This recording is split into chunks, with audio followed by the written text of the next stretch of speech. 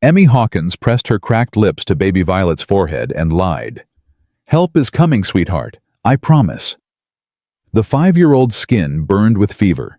Her twin sister Lily hadn't stopped shaking in 3 days. And Emmy, 14 years old, starving frozen to her bones, had just given away the last piece of bread to the younger ones. 8 children huddled behind her in the wrecked wagon. The adults were dead. The food was gone. The blizzard wasn't stopping. Emmy had made a promise she couldn't keep. Welcome to a story of survival, sacrifice, and the family we choose. If this story touches your heart, please subscribe and comment your city so I can see how far Emmy's journey travels. Now let's begin. The wagon had stopped moving 3 days ago. Emmy remembered the exact moment, the awful crack of wood, splitting, the horses screaming, Mr. Hendricks flying over the seat like a rag doll. Mrs. Hendricks had grabbed for her husband and missed. Then the wagon tipped, and everything became chaos and snow, and children crying in the dark. Now Mr. and Mrs. Hendricks lay beneath a canvas sheet 20 feet from the wagon. Emmy had dragged them there herself, away from the little ones. Away from questions she couldn't answer. "Emmy." Sam's voice cut through the howling wind. "Emmy, Teddy's coughing again." She turned from the wagon's broken opening, pulling the torn canvas tighter around her shoulders. Inside, 8 shapes huddled together like a litter of puppies seeking warmth. The smallest ones, the twins Lily and Violet, were barely visible beneath the pile of coats and blankets. "I'm coming." She climbed back inside her frozen fingers, screaming with pain. Sam Brennan, 12 years old with a scar across his cheek and eyes too old for his face, watched her every move. He didn't trust her. Didn't trust anyone over the age of 10, really. But he'd stopped fighting her 2 days ago when she'd given him her portion of the dried beef. "Let me see him." Teddy Whitfield, 7 years old, curled against his sister Josie's side. His cough rattled like stones in a tin can, wet deep wrong. Josie, 11, held him tighter, her dark eyes meeting Emmy's with barely concealed terror. "He's getting worse," Josie whispered. "Emmy, he's getting worse." "I know." Emmy knelt beside them, pressing her palm to Teddy's forehead. Hot. Too hot. The fever had started yesterday, and she had nothing, no medicine, no clean water, no way to help him except to lie and say everything would be fine. "Josie, keep him warm. Don't let him kick off the blankets no matter how hot he feels." "Where's Mama?" Teddy's voice came out thin, reedy. "I want Mama." Emmy's heart cracked clean down the middle. "Your Mama's coming, Teddy. Remember, she's meeting us in Wyoming. She's waiting for us right now." Another lie. She had no idea if Clara Whitfield was alive, dead, or had changed her mind about collecting her children from the orphan train. All Emmy knew was that Josie and Teddy had been separated from their mother for 6 months, sent ahead on the charity train, while Clara arranged her new life out west. Now they were stranded in a blizzard with a dead escort and a 14-year-old girl who'd never been responsible for anything more than her own survival. "Emmy." A small hand tugged at her sleeve. "Emmy, I'm hungry." Rosie Quinn, 9 years old, red curls matted with dirt and snow freckles standing out against skin gone pale from cold. She was the only one who still smiled, still hummed little songs under her breath, still believed that good things happened to good people. Emmy wanted to protect that belief almost as much as she wanted to protect Rosie herself. "I know you're hungry, sweetheart. When's breakfast?" Emmy looked at the empty sack where their food had been. The last of the bread, hard, stale, barely edible, had gone to the twins this morning. The dried meat had run out yesterday. The creek they'd been following was frozen solid, and Emmy had no way to make fire. "Soon," she said. "Breakfast is soon. You always say that. And I always mean it." Rosie studied her with eyes too perceptive for a 9-year-old. "You're lying, aren't you?" Emmy pulled her close, pressing a kiss to those dirty red curls. "I'm hoping, Rosie. There's a difference." "What's the difference?" Lying is saying something you know isn't true. Hoping is saying something you want to be true so badly that maybe, just maybe, it becomes real. Rosie considered this. So if I hope hard enough for breakfast, it'll appear. Something like that. That sounds like lying with extra steps. Despite everything, the cold, the hunger, the terror clawing at her chest, Emmy laughed. It came out rusty, unused, but real. You're too smart for your own good, Rosie Quinn. That's what Sister Margaret always said, right before she hit me with the ruler. The orphanage. Emmy pushed that memory away, locked it in the same place she kept all the other dark things. The basement where they put children who misbehaved. The older boys who looked at the girls with hungry eyes. The headmaster who smiled too wide and touched too long. They'd escaped all that. They were supposed to be starting new lives out west with families who wanted them homes where they'd be safe. Instead, they were dying in a wagon in the middle of nowhere. Emmy! Another voice, barely a whisper. She turned to find Maggie O'Brien watching her. 8 years old, brown hair, tangled eyes that hadn't held words in over a year. Maggie hadn't spoken since the night she'd watched her mother hang herself in their tenement apartment. The orphanage had tried everything. Kindness, punishment, doctors who poked and prodded. Nothing worked. Maggie just watched, and waited, and stayed silent. Now she pointed toward the wagon's opening, then held up her hands, fingers spread wide. What is it, Maggie? What do you see? Maggie pointed again more urgently. Then she cupped her hand to her ear. Emmy listened. At first, nothing, just the wind and the creak of broken wood and the shallow breathing of hungry children. Then faint but unmistakable, the sound of hooves crunching through snow. Her heart stopped. Sam? He was already moving, positioning himself between the wagon opening and the younger children. His hand found the broken piece of wood he'd been keeping close, not much of a weapon, but better than nothing. I hear it. Could be help. Could be trouble. Either way, it's something. And something's better than nothing. The hoofbeats grew louder, one horse moving slow. Emmy's mind raced through possibilities. A traveler lost in the storm.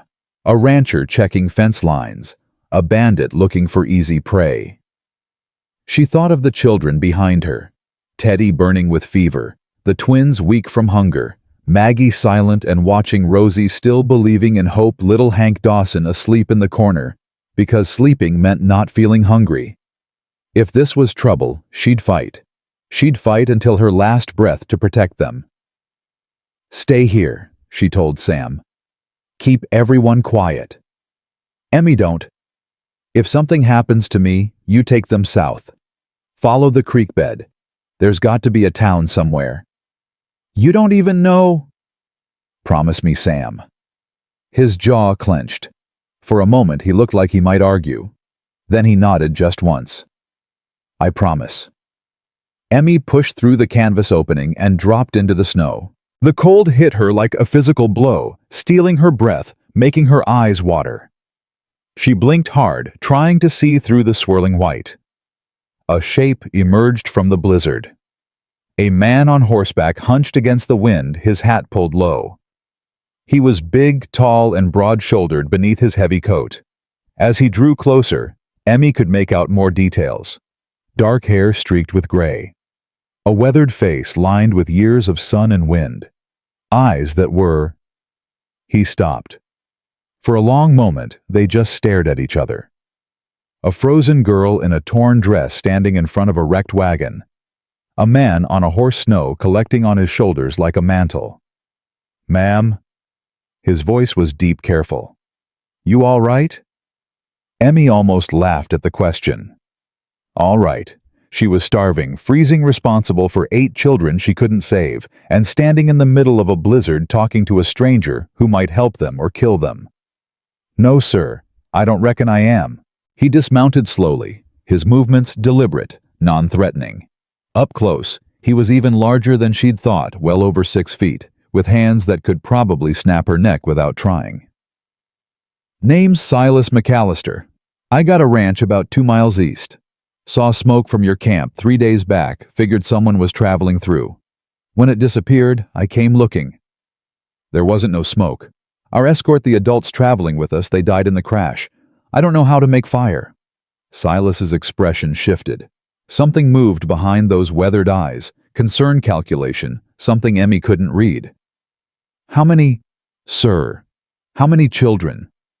Emmy hesitated.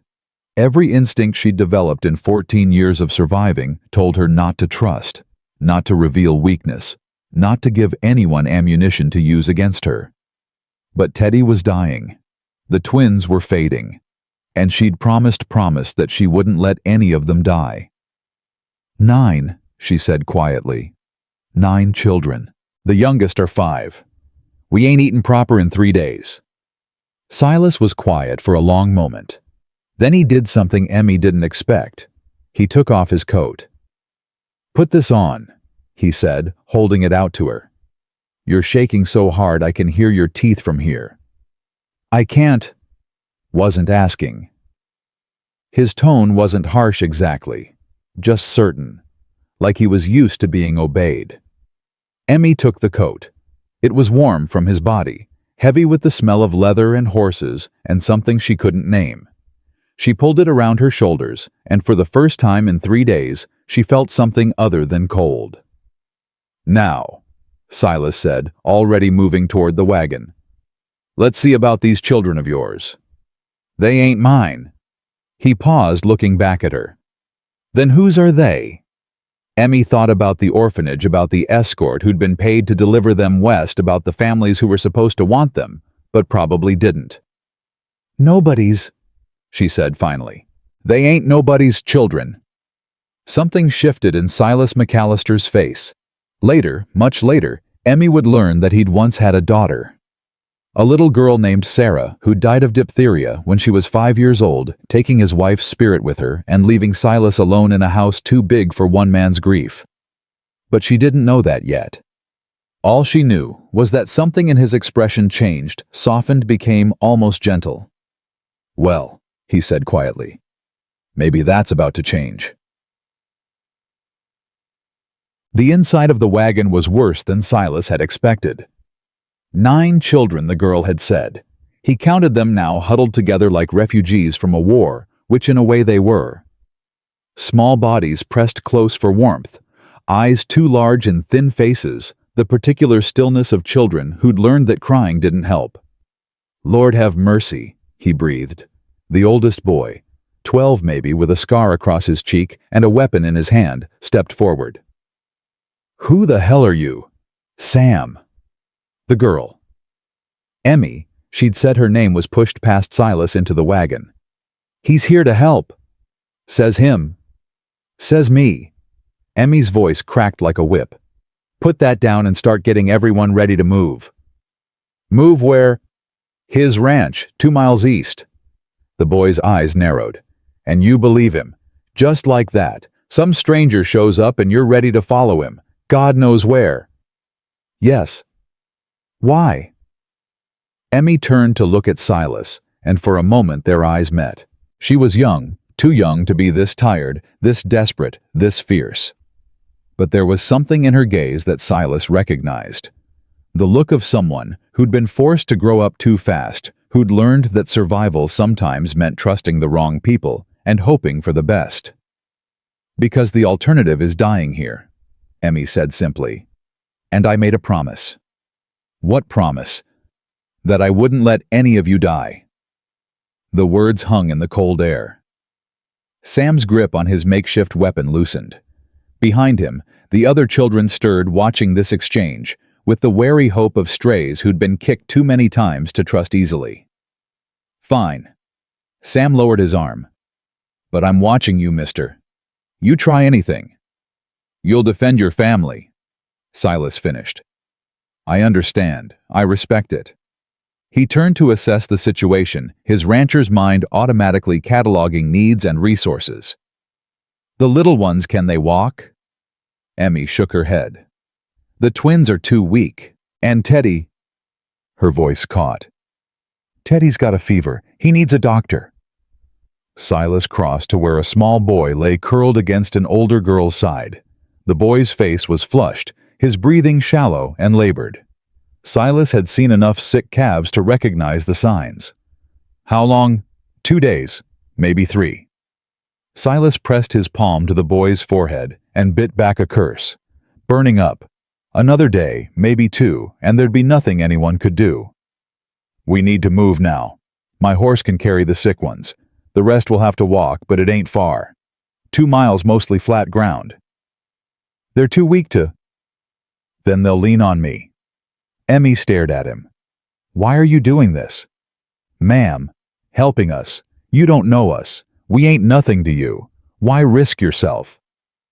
It was a fair question. Silas thought about his empty house, his silent ranch, the 3 years he'd spent building fences to keep the world out, because letting anyone in meant risking loss he couldn't survive again.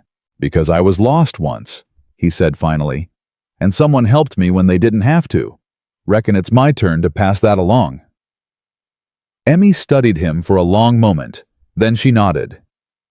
Okay. Sam, help me get everyone ready. Josie, keep holding Teddy. Don't let go of him no matter what. Rosie, I need you to hold Maggie's hand and not let go. Hank?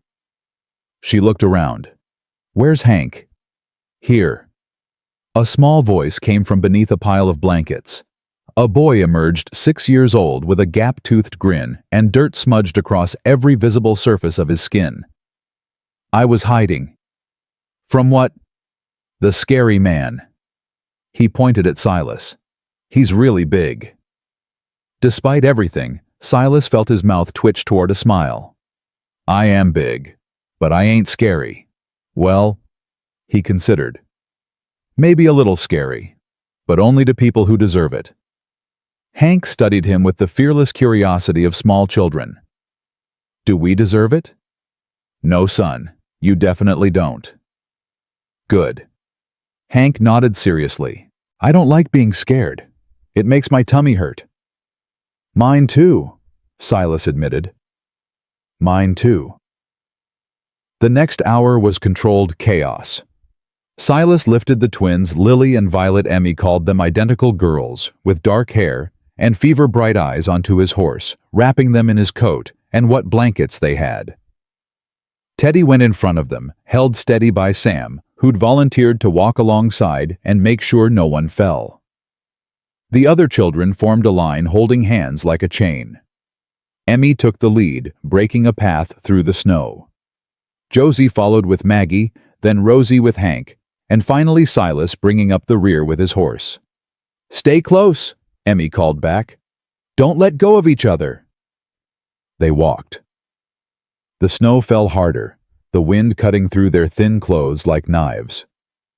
Silas watched the children struggle, stumbling, falling, getting back up again, with the grim determination of survivors. He wanted to carry them all, wanted to make this easier, but physics was physics, and he only had 2 arms. So he did what he could. When Hank fell for the 3rd time, Silas hoisted him onto his shoulders. When Rosie started crying from the cold, he pulled off his gloves and gave them to her. When Maggie stopped walking altogether, staring at something only she could see, Silas knelt beside her and waited. It's okay, he said quietly. Whatever you're seeing, whatever you're remembering, it ain't here. You're safe now. Maggie's eyes focused on him slowly, like someone waking from a dream. She didn't speak. Emmy had explained about her silence, but she reached out and touched his face. Her small fingers traced the lines around his eyes, the weathered skin, the gray in his beard. Then she nodded and started walking again. That was amazing, Emmy said, falling back to walk beside him. She doesn't respond to anyone like that. Maybe she just needed someone who wasn't in a hurry. Maybe. They walked in silence for a while. The snow began to lighten, and through the gaps in the clouds, Silas could make out the familiar shape of his land, the ridge to the north, the creek bed to the south, the smoke rising from his chimney. Wait. Smoke. Someone's at my house, he said, stopping short. Emmy tensed. Friend or foe? I don't know. I live alone. Have for 3 years. Then who? Stay here, all of you. He handed the horse's reins to Sam. If I don't come back in 15 minutes, take the children and head for town. It's another 5 miles south, but you'll make it. Silas. He was already moving his long strides, eating up the distance between him and his ranch. His hand found the knife at his belt, not much against a gun, but better than nothing. His heart pounded against his ribs as he approached the house, every sense alert for danger. The front door opened. A woman stepped out. She was young, mid-30s maybe, with auburn hair escaping from beneath a practical bonnet and hands that were red and raw from work. She wore a traveling dress, mud-stained and worn, and she looked at Silas with a mixture of hope and fear that he recognized. "Mr. McAllister." Her voice shook. "Mr. Silas McAllister." "That's me. Who's asking?" "My name is Clara Whitfield." She took a step toward him, then stopped as if afraid to come closer. I was supposed to. We exchanged letters. About the arrangement." The arrangement. Silas's mind reeled back through the past months. The loneliness that had grown unbearable. The advertisement in the Matrimonial Times. The letters he'd exchanged with a widow from Boston, educated practical looking for a new start. He'd offered marriage, she'd accepted, and then he'd gotten word that she'd missed the train, that she wouldn't be coming, that the arrangement was off, except here she was. "You're early," he said stupidly. "Or late. I got word you weren't coming." There was a misunderstanding. The telegraph operator. "It doesn't matter. I'm here now." Clara's eyes searched his face. "If you'll still have me." Silas opened his mouth to respond, but before he could, a cry rang out from behind him. "Mama!" He turned just in time to see Josie Whitfield break from the group and run stumbling, falling, running again toward the woman on the porch. Behind her, Teddy was trying to climb down from the horse, reaching toward his mother, with arms too weak to hold himself up. "Josie! Teddy!" Clara's face transformed. She flew off the porch, her practical boots slipping in the snow, her bonnet falling off forgotten. "My babies, my babies." She reached Josie first, catching her daughter mid-stride and pulling her into an embrace so fierce it looked almost painful. Then Sam was there with Teddy, and Clara was crying, laughing, holding both her children at once while they sobbed against her chest. "I thought I lost you," she gasped. "They told me the wagon, they said there was an accident." "We're okay, Mama." Josie's voice was muffled against her mother's shoulder. "Emmy saved us. Emmy kept us alive." Clara looked up, tears streaming down her face, and found Emmy standing at the edge of the group. The 14-year-old stood apart from the other children, her arms wrapped around herself, her expression carefully blank. "You saved my babies." Emmy shrugged. "Just did what needed doing." "No." Clara released her own children long enough to cross to Emmy. Before the girl could react, Clara pulled her into a hug. "No, you did more than that. You're the reason they're still breathing." Emmy stood frozen for a moment. Then slowly her arms came up around Clara's back. "Thank you," Clara whispered. "Thank you, thank you, thank you." Silas watched this scene unfold. The mother and children reunited, the orphan girl being thanked for the first time in her life, and felt something shift in his chest. Something that had been frozen for 3 years beginning to thaw. Clara finally released Emmy and turned to survey the other children. Her expression sobered as she took in their condition. The hunger, the cold, the exhaustion written on every small face. "These children," she said. "Who are they?" "Orphans," Emmy said quietly. "We were all on the same train, headed to families who paid for us, or were supposed to pay for us." Her jaw tightened. "The Hendricks, our escort, they're dead. The families who were supposed to take us. I don't know if they're still waiting. Don't know if they ever were." Clara turned to Silas, questions in her eyes. "Let's get everyone inside," he said. "Fed and warmed and cleaned up. We can figure out the rest after. There's 7 of them, plus my 2. I can count Mrs. Whitfield." That's 9 children, Mr. McAllister. 9 children who need somewhere to sleep, something to eat, someone to take care of them. Silas looked at the group huddled in his yard. At Sam, still suspicious, but no longer holding a weapon. At Rosie, humming under her breath despite the cold. At Maggie, watching everything with those 2 old eyes. At the twins, barely conscious on his horse. At Hank, still perched on his shoulders playing with his hair. At Emmy, who'd kept them all alive against impossible odds, and was now looking at him like he held the answer to every prayer she'd never dared to speak. "I know," he said finally. "I know how many there are." And Silas met Clara's eyes. She was supposed to be his wife. They'd made an arrangement, exchanged promises through letters, agreed to build a life together. He'd expected a partner, a companion, someone to fill the silence in his empty house. He hadn't expected this. Hadn't expected 9 children shivering in his yard, looking at him like he was their last hope. But maybe, just maybe, this was exactly what he'd been waiting for without knowing it. "And," he said slowly, "I reckon we've got room." Emmy's breath caught. "You don't mean—" "I mean everyone comes inside. Everyone gets fed. Everyone gets warm." Silas looked at her directly. "And nobody, you hear me, nobody goes anywhere until we figure out where they actually belong." For a long moment, Emmy just stared at him. Then her face crumpled, and for the first time since Silas had met her, she looked her age.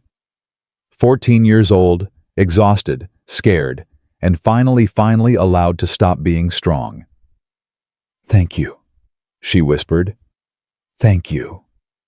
Silas nodded once. Then he turned toward his house. Hank still on his shoulders, leading 9 children and 1 mail-order bride toward whatever came next. The blizzard had stopped. The sky was clearing.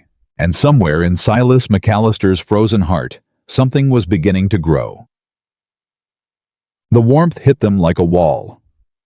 Emmy stopped just inside the door, her body suddenly aware of how cold it had been. The heat from the fireplace wrapped around her, seeping into her frozen bones, and for one terrifying moment she thought she might collapse. Her legs trembled. Her vision blurred. "Steady." Silas's hand caught her elbow. "Don't lock your knees. Breathe slow." "I'm fine." "You're about to fall over." "I said I'm fine." But she wasn't fine. She knew it, and from the look Silas gave her, he knew it too. She'd been running on fear and adrenaline for 3 days, and now that safety was within reach, her body was demanding payment. "Emmy." Clara appeared beside her. Josie still clinging to her hand. "Sit down before you hurt yourself." The children need you conscious."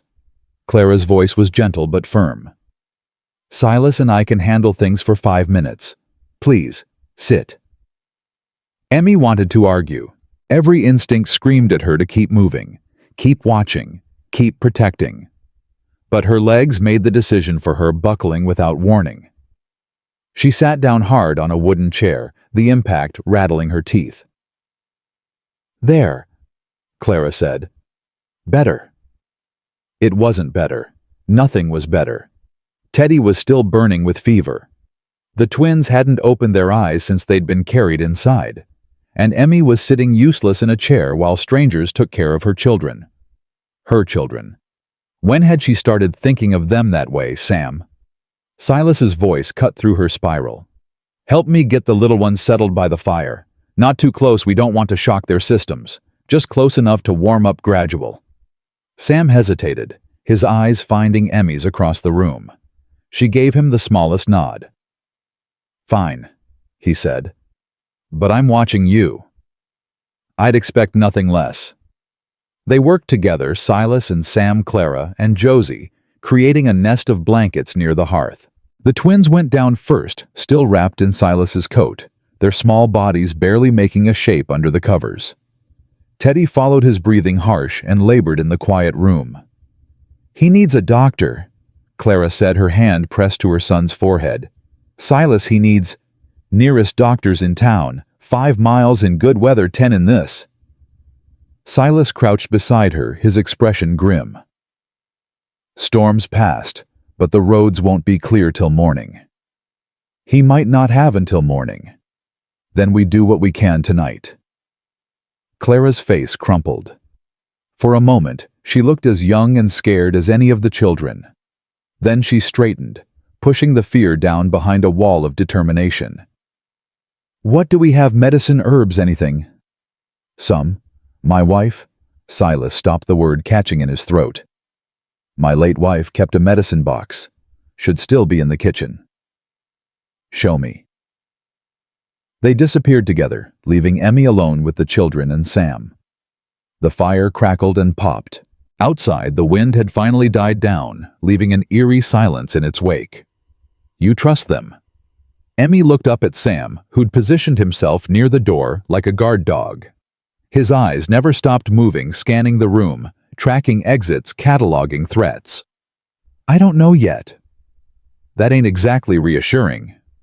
It's honest. Emmy pulled herself out of the chair, her legs steadier now.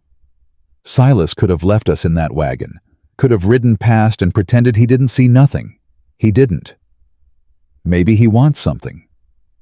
Maybe he does. Maybe everyone wants something.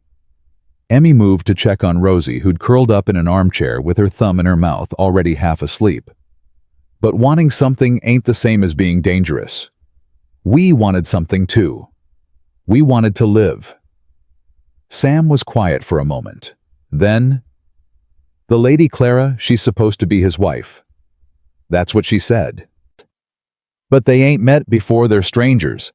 Lots of people are strangers before they're not. Emmy pulled a blanket over Rosie's thin shoulders. My ma and pa were strangers once. They met at a church social, married 3 weeks later. Were together 15 years before the fever took them. That's different. Is it? Sam didn't answer. Emmy hadn't expected him to. She moved through the room, checking on each child in turn. Maggie sat in the corner, knees pulled to her chest, watching everything with those silent eyes. Hank had found a spot near the twins and was already snoring softly, one hand tangled in Violet's hair, like he was afraid she might disappear. Emmy. Josie's voice was small, uncertain. She stood near Teddy's makeshift bed, her hands twisted together. What is it, sweetheart? Is he going to die? The question hit Emmy like a punch to the gut. She thought about lying. She'd gotten good at lying over the past 3 days, but something in Josie's face stopped her. This girl had already lost her father, had been separated from her mother for 6 months, had survived a wagon crash that killed 2 adults and nearly killed her brother. She deserved truth. I don't know, Emmy said quietly. He's very sick. But your mama's doing everything she can, and Mr. McAllister is helping. That's more than we had an hour ago. Josie's eyes filled with tears. He's the only family I got left. I mean, Mama's here now, but Teddy, he's my little brother. I promised Papa I'd look after him. When did you promise that? Before he died. He made me swear. Said I was the big sister, and big sisters protect their brothers no matter what. A tear slipped down Josie's cheek. I tried, Emmy. I tried so hard, but he got sick anyway. Emmy pulled her close, wrapping her arms around this girl, who was almost her own age but seemed so much younger. You didn't fail Josie. You hear me? You kept him alive for 3 days with no food, no medicine, no help. That's not failing. That's fighting. It doesn't feel like fighting. It never does. Fighting feels like being scared and tired and doing it anyway. Josie clung to her, crying softly. Over her head, Emmy met Sam's eyes. For once, the suspicion was gone from his face. In its place was something that might have been understanding. Clara and Silas returned with a wooden box and a kettle of hot water. Clara's sleeves were rolled up her face, set with purpose. Willow bark tea for the fever, she said, already measuring ingredients. Mustard plaster for his chest.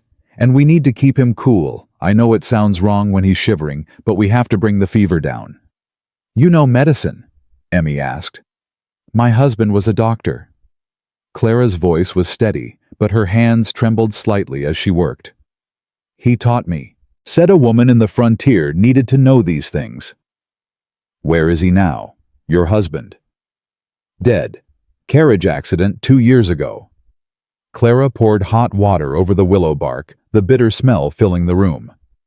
That's why I answered Mr. McAllister's advertisement. Couldn't keep the house in Boston, couldn't afford to feed my children. Coming west seemed like the only option. She didn't look at Silas as she spoke, but Emmy noticed him watching her.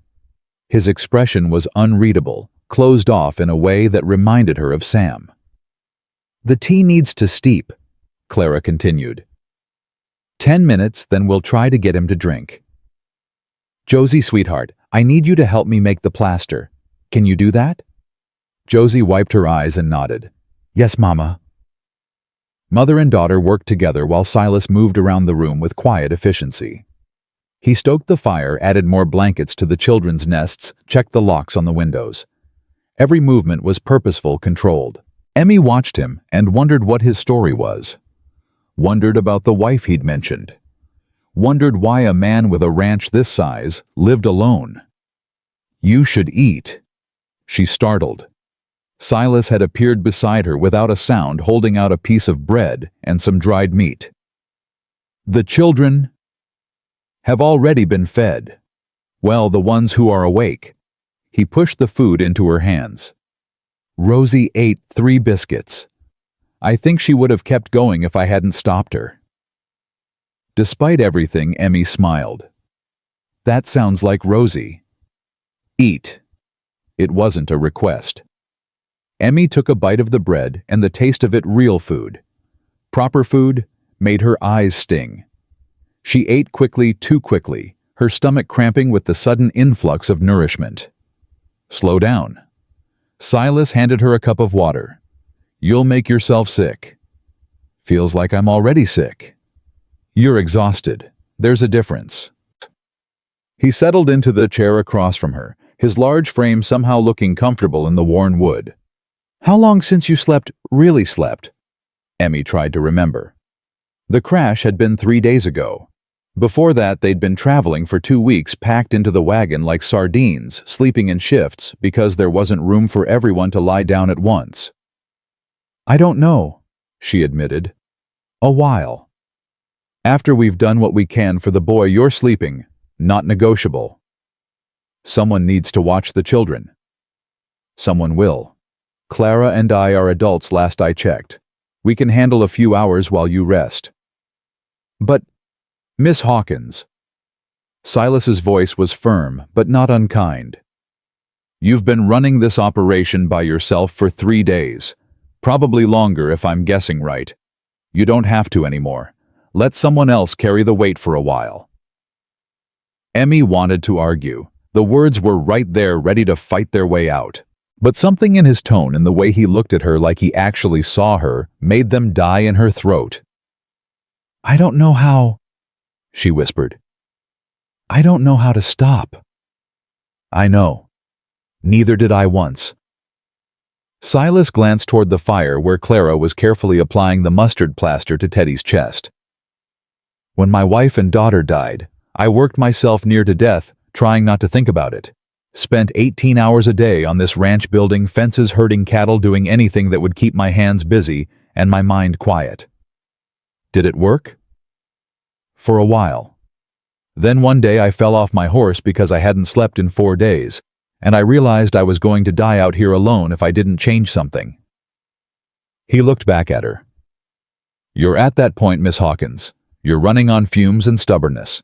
Eventually, one of them runs out. Emmy's throat tightened. She'd spent so long being strong for herself, for the children, for everyone who needed her to hold things together, that she'd forgotten what it felt like to be weak. My name's Emmy, she said finally. Miss Hawkins sounds like somebody's grandmother. The corner of Silas's mouth twitched. Emmy, then. Thank you. The words felt inadequate, too small for everything he'd done. For finding us. For bringing us here. For... She gestured vaguely at the room, at the fire, and the food, and the warmth. For all of it. Don't thank me yet. We've got a long night ahead. As if on cue, Teddy started coughing deep, racking coughs that shook his whole body. Clara was there in an instant, lifting his head, holding a cup to his lips. "Drink, sweetheart. Just a little. That's it." Teddy managed a few swallows before turning his head away. His face was flushed, his eyes glassy with fever. Clara exchanged a look with Silas, the kind of look that said things neither of them wanted to speak aloud. "I'll sit with him," Clara said. "Through the night. You should rest, Mr. McAllister. You'll need your strength tomorrow." "So will you. I've gone without sleep before. Every mother has. And every mother knows when to accept help." Silas stood his joints cracking in the quiet room. "We'll take shifts. I'll watch until midnight, you take over till dawn. That way neither of us is useless come morning." Clara looked like she wanted to argue, but exhaustion won out. "Fine, but if anything changes, I'll wake you immediately. You have my word." She held his gaze for a long moment, something passing between them that Emmy couldn't quite read. Then Clara nodded and moved to where Josie had fallen asleep in a chair, gently lifting her daughter and carrying her to a corner where a pile of quilts waited. The house settled into an uneasy quiet. Children slept in clusters around the fire, their breathing soft and rhythmic. Clara curled around Josie, one arm stretched toward Teddy, like even in sleep she needed to know he was still there. Sam had finally stopped pacing and sat with his back against the wall, his eyes closed, but his posture alert. Emmy watched them all, her heart aching with something she couldn't name. "Emmy." Silas's voice was soft. "Go to sleep." "I can't. My mind won't." "There's a room upstairs. First door on the right. It was my daughter's once. It's quiet. Private." The offer felt too generous, too intimate. She shook her head. "I should stay with... The children are safe. I give you my word." "Why does your word matter? I barely know you." It came out sharper than she intended, but Silas didn't flinch. He just looked at her with those steady gray eyes. "Because a man's word is all he's got out here," he said simply. "I've never broken mine, and I don't intend to start now." Emmy stared at him, searching for the lie, the angle, the catch. She'd met enough men in her 14 years to know that kindness usually came with a price. That nobody did something for nothing. That trust was a luxury orphans couldn't afford. But she couldn't find it. Couldn't find anything in his face except exhaustion and grief and a strange, stubborn hope. "Okay," she heard herself say. "Okay." She stood on legs that felt like water and made her way toward the stairs. At the bottom, she paused. "Mr. McAllister." "Silas. If I'm calling you Emmy, you might as well call me Silas." "Silas." She tested the name in her mouth. "If anything happens to any of them while I'm asleep, I will wake you immediately. I swear it." She nodded and climbed the stairs, each step feeling like a mountain. The room was small and neat, with a narrow bed and a window that looked out over the snow-covered ranch. A child's doll sat on the dresser, carefully preserved. Sarah, she thought. His daughter was named Sarah. Emmy lay down on the bed without undressing, pulling the quilt over her shoulders. The mattress was soft, softer than anything she'd slept on in years, and the pillow smelled like lavender and dust. She was asleep before she could think another thought. Downstairs, Silas kept his vigil by the fire. Teddy's breathing was harsh in the silence, each inhale a struggle, each exhale a small victory. The mustard plaster seemed to be helping. His coughs came less frequently now, but the fever still raged, burning through his small body like a wildfire. Clara had said the crisis would come before dawn. Either the fever would break, or it wouldn't. Either Teddy would live, or he wouldn't. Silas had watched enough animals die to know the difference between fighting and fading. Right now, Teddy was fighting. But he was getting tired. A sound made him turn. Sam was watching him from across the room, his eyes glittering in the firelight. "You're supposed to be sleeping," Silas said quietly. Can't sleep. Too loud in my head. Silas understood that better than the boy could know. Want to sit with me? 2 sets of eyes are better than 1. Sam hesitated clearly, torn between his suspicion and his desire for company. Finally, he pushed himself up and crossed to the chair beside Silas, his movements stiff and defensive. They sat in silence for a while, watching the fire, listening to Teddy breathe. "That scar on your face," Silas said eventually. "How'd you get it?" Sam's hand went to his cheek automatically. "Orphanage. One of the older boys. I took food that wasn't mine." "Were you hungry?" "Always." Sam's voice was flat, emotionless. "They didn't feed us enough. Said it would make us soft. Said we needed to learn that the world was hard, and we had to be harder." Silas felt something cold settle in his chest. That's not teaching. That's cruelty. That's how it is, or was. Sam glanced at the sleeping children. Emmy got us out. She planned everything, saved up food, figured out the schedule, knew exactly when the guards changed shifts. She was the one who heard about the orphan train, convinced them to take us. She saved our lives. How'd you end up at the orphanage in the first place? The boy was quiet for so long that Silas thought he wouldn't answer. Then, my pa sold me. For whiskey money. I was 8. The words hung in the air, ugly and raw. "I'm sorry," Silas said. "Why, you didn't do nothing." "No. But someone should have. Someone should have stopped it, protected you, made sure you were safe." Silas met the boy's eyes. "Every child deserves that, including you." Sam looked away, his jaw tight. "You don't know me." "I know you stayed awake to watch over the others when you could have been sleeping. I know you stood between Emmy and me when you thought I might be a threat. I know you've been taking care of these children, even though you're still a child yourself." Silas paused. "I know enough." "That don't mean nothing." "Maybe not, but it's a start." They fell into silence again. The fire popped and crackled. Teddy coughed, and both of them tensed, watching until his breathing steadied. "You really gonna let us stay?" Sam asked finally. "I said I would." "People say lots of things. Don't mean they follow through." "I follow through." Silas shifted in his chair, his eyes on the flames. "Had a daughter once. Sarah. She was 5 when she died. Diphtheria. Took her in 3 days. My wife followed a month later, not from sickness, just from grief. Couldn't live without her baby." Sam was silent.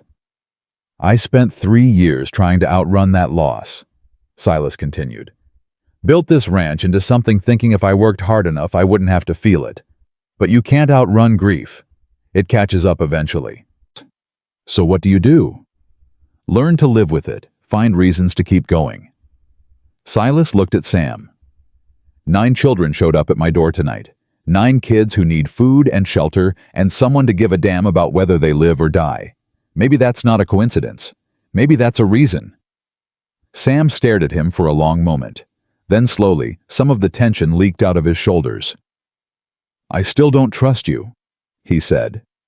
"I know. But I'm willing to wait and see. That's all I ask."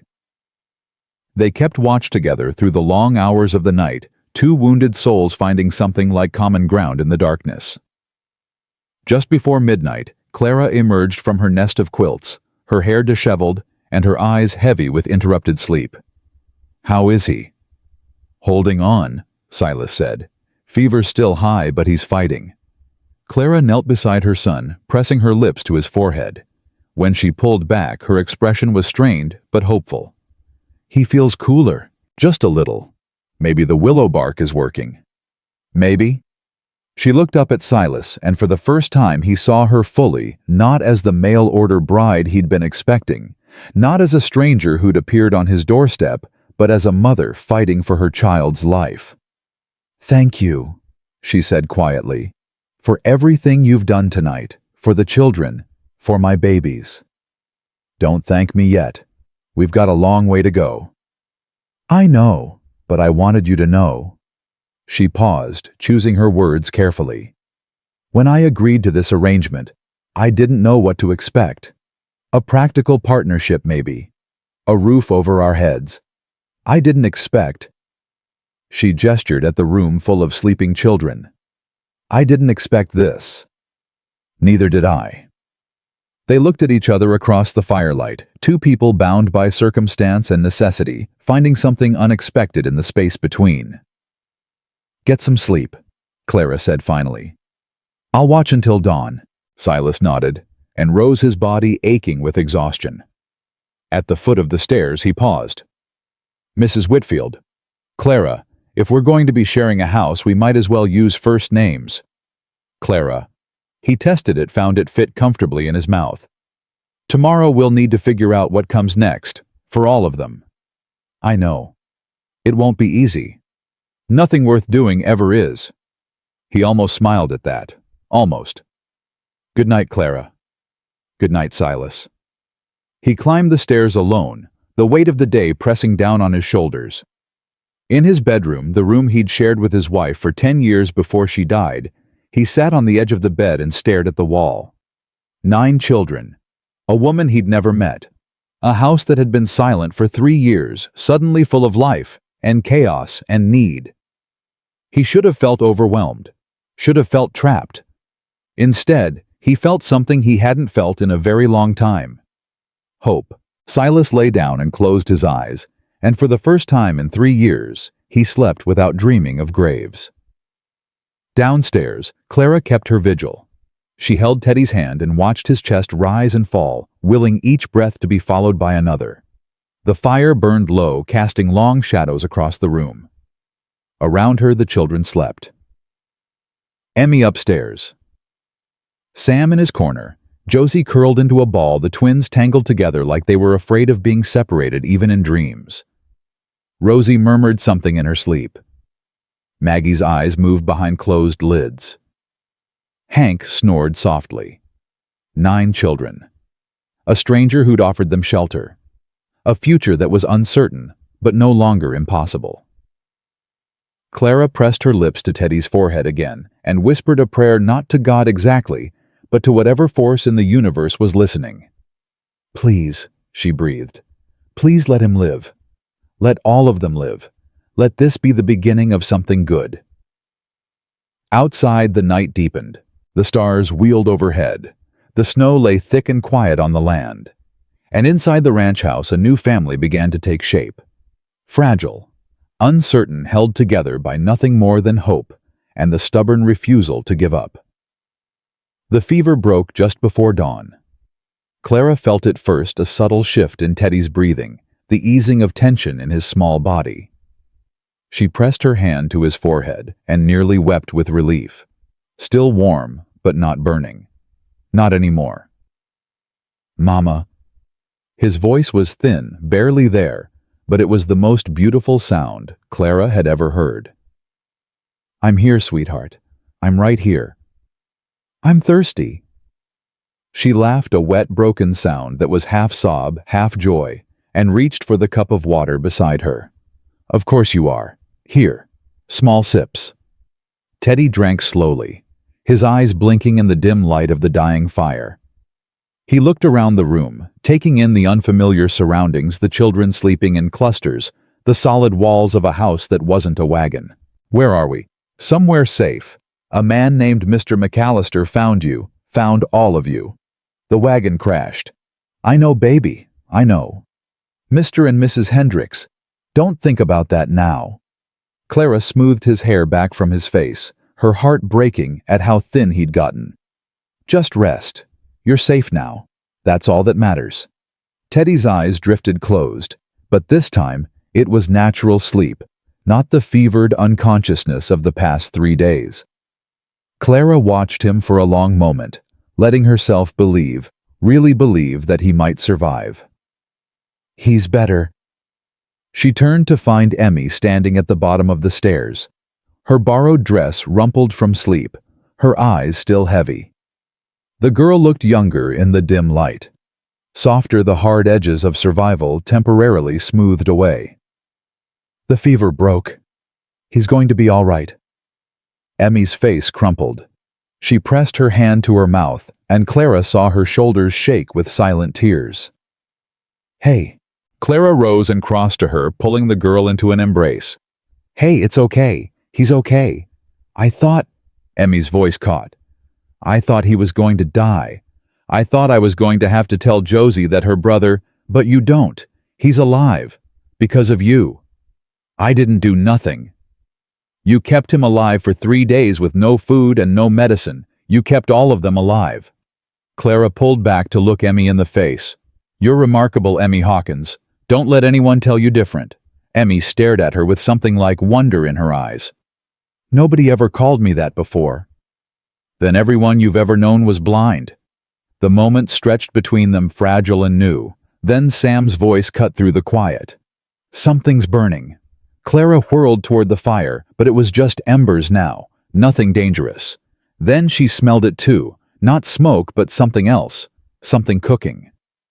The kitchen, Emmy said. They followed the smell to find Silas standing at the stove, an apron tied around his waist, a spatula in his hand. On the griddle, pancakes sizzled and popped. A pot of coffee steamed on the counter.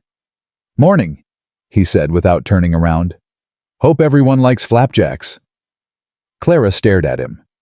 This tall, weathered rancher, who'd taken in 9 children without blinking, who'd sat up half the night watching over a sick boy who wasn't his, who was now making breakfast like it was the most natural thing in the world. You cook. Had to learn after my wife passed. Can't live on jerky and coffee forever. He flipped a pancake with practiced ease. How's the boy? Better. The fever broke. Silas's shoulders relaxed almost imperceptibly. Good. That's real good. I don't know how to thank you. Then don't. He finally turned to look at her, and Clara saw the exhaustion in his face, the shadows under his eyes. But there was something else too, a warmth that hadn't been there last night. Just eat, and make sure the children eat. We've got a lot to figure out today. The next hour was controlled chaos. Children woke in stages, blinking in the unfamiliar light, calling for Emmy or Clara or each other. The twins refused to be separated even long enough to wash their faces. Hank somehow managed to get syrup in his hair within 30 seconds of sitting down. Rosie chattered about her dreams until Sam told her to shut up, and then she chattered even louder just to spite him. Through it all, Emmy moved like a general directing troops, her exhaustion pushed aside in favor of making sure everyone was fed, cleaned, and accounted for. Clara watched her with growing admiration. She's something else, Silas said quietly, appearing beside Clara with a fresh cup of coffee. She is. I can't believe she's only 14. Hardship ages people fast. I've seen grown men break under less than what she's been through. Clara sipped her coffee, wincing at the strength of it. What happens now to the children, I mean? The ones who aren't mine. That's what we need to figure out. Silas leaned against the doorframe, watching the chaos in the main room. They were supposed to be delivered to families, right? People who paid for them. That's how the orphan trains work. Families out west apply for children, pay a fee, and the children are delivered like... Clara stopped, her throat tightening. Like packages. You don't approve. I don't approve of children being treated like cargo. But it's better than leaving them to rot in those orphanages. She set down her cup. What do we do? Try to find the families who were supposed to take them. If those families still want them. If they're even real. Silas's jaw tightened. Some folks order up orphans for free labor, not for family. Work them like dogs and discard them when they're used up. That's barbaric. That's the frontier. He straightened, his expression hardening. First thing we do is send word to town. Let folks know about the crash, about the children. See if anyone comes forward to claim them. And if no one does... Silas looked at her for a long moment. Something passed between them, an understanding, a question, maybe both. Then we figure something else out. The morning stretched into afternoon. Teddy continued to improve, sitting up long enough to eat some broth and smile at his sister. The other children explored the ranch house with the wide-eyed wonder of kids who'd never seen anything so spacious. Even Sam seemed to relax slightly, though his eyes never stopped scanning for threats. Emmy found Clara in the kitchen, helping to clean up after the latest round of feeding. "Can I ask you something?" Clara set down the dish she was drying. "Of course. The man Silas, he said you were supposed to be his wife, that you answered an advertisement. That's right. So you came all the way out here to marry a stranger." Clara considered the question. "I came out here to survive, to give my children a future. Marrying Mr. McAllister was part of that arrangement." "Do you love him?" "I don't know him." "Then how can you marry him?" Clara turned to face Emmy fully. The girl's expression was skeptical, almost confrontational. But underneath it, Clara could see something else. Curiosity, maybe even hope. "Love isn't always the beginning of a marriage," Clara said carefully. "Sometimes it's what grows after. My first husband, Josie and Teddy's father, I loved him desperately when we married. But we were young and foolish and didn't know anything about building a life together. The love helped, but it wasn't enough." "What happened to him?" "He died. Carriage accident." Clara's voice was steady, practiced. She'd told this story so many times it had lost its sharpest edges. "After he was gone, I realized that what I missed most wasn't the passion or the romance. It was the partnership. Having someone to share the work with, to make decisions with, to face the world beside." "And you think you can have that with Mr. McAllister?" "I don't know, but I'm willing to try." Clara paused. "Why are you asking?" Emmy looked away, her jaw tight. "No reason." "Emmy. It's just—" She stopped, started again. "I never had that. A partnership, I mean. Never had anyone I could rely on. It was always just me taking care of myself, taking care of whoever needed taking care of. The idea of having someone to share it with—" She shook her head. "Seems like a fairy tale." Clara's heart ached. 14 years old, and this girl had already given up on being cared for. "It's not a fairy tale," Clara said gently. "It's work. Hard work. But it's possible. Even for you." "I'm an orphan." "Nobody wants orphans." "That's not true." "It is true. I've seen it. People want babies they can mold or strong boys they can work. They don't want half-grown girls with mouths to feed and opinions to share." "Maybe." Clara reached out and took Emmy's hand. "Or maybe you just haven't met the right people yet." Emmy pulled away her walls, slamming back into place. "I should check on the children." She was gone before Clara could respond. The afternoon brought visitors. Emmy heard the horses' first multiple sets of hooves approaching fast. She was in the main room with the children when Silas came in from the barn, his expression tight. "Someone's coming." "Who?" "Don't know yet. Get the children away from the windows." Emmy moved without thinking, herding the smaller ones toward the back of the house. Sam appeared beside her, that broken piece of wood back in his hand. "Thought we were safe here." "Nowhere's safe until it's proven safe." Through the window, Emmy watched 3 riders approach. 2 men and a woman, all dressed in the practical clothes of townfolk, rather than ranchers. The woman's face was pinched and disapproving, even from a distance. Silas stepped onto the porch, his posture casual but alert. Clara joined him a moment later, her chin lifted in defiance of whatever was coming. McAllister, the lead rider, a thick-necked man with a fancy vest and an expensive hat, pulled up short of the porch. "Heard some interesting news in town today." "Blackwood." Silas's voice was flat. "Long way to ride for gossip." "Gossip? Is that what you call 9 orphans appearing on your doorstep overnight?" "I call it none of your business." Blackwood's eyes narrowed. "Everything that happens in this territory is my business. I'm on the town council. I have responsibilities. Your responsibilities don't extend to my property. They do when there's concern about improper conduct." The woman spoke up, her voice sharp as broken glass. "Taking in children without proper authority, harboring strays, a single man living with—" Her gaze cut to Clara, an unmarried woman of questionable origin. Clara stiffened. "I beg your pardon. You heard me. Showed up yesterday, didn't you? No husband in sight, and now you're living under this man's roof with 9 children who don't belong to you. What exactly are we supposed to think? You're supposed to mind your own affairs, Prudence." Silas's voice had gone cold. "The children were stranded in a blizzard. Their escort died. I brought them here because the alternative was letting them freeze to death. Is that improper enough for you? The proper thing would have been to bring them to town. Let the authorities handle it. The proper thing was keeping them alive, which I did."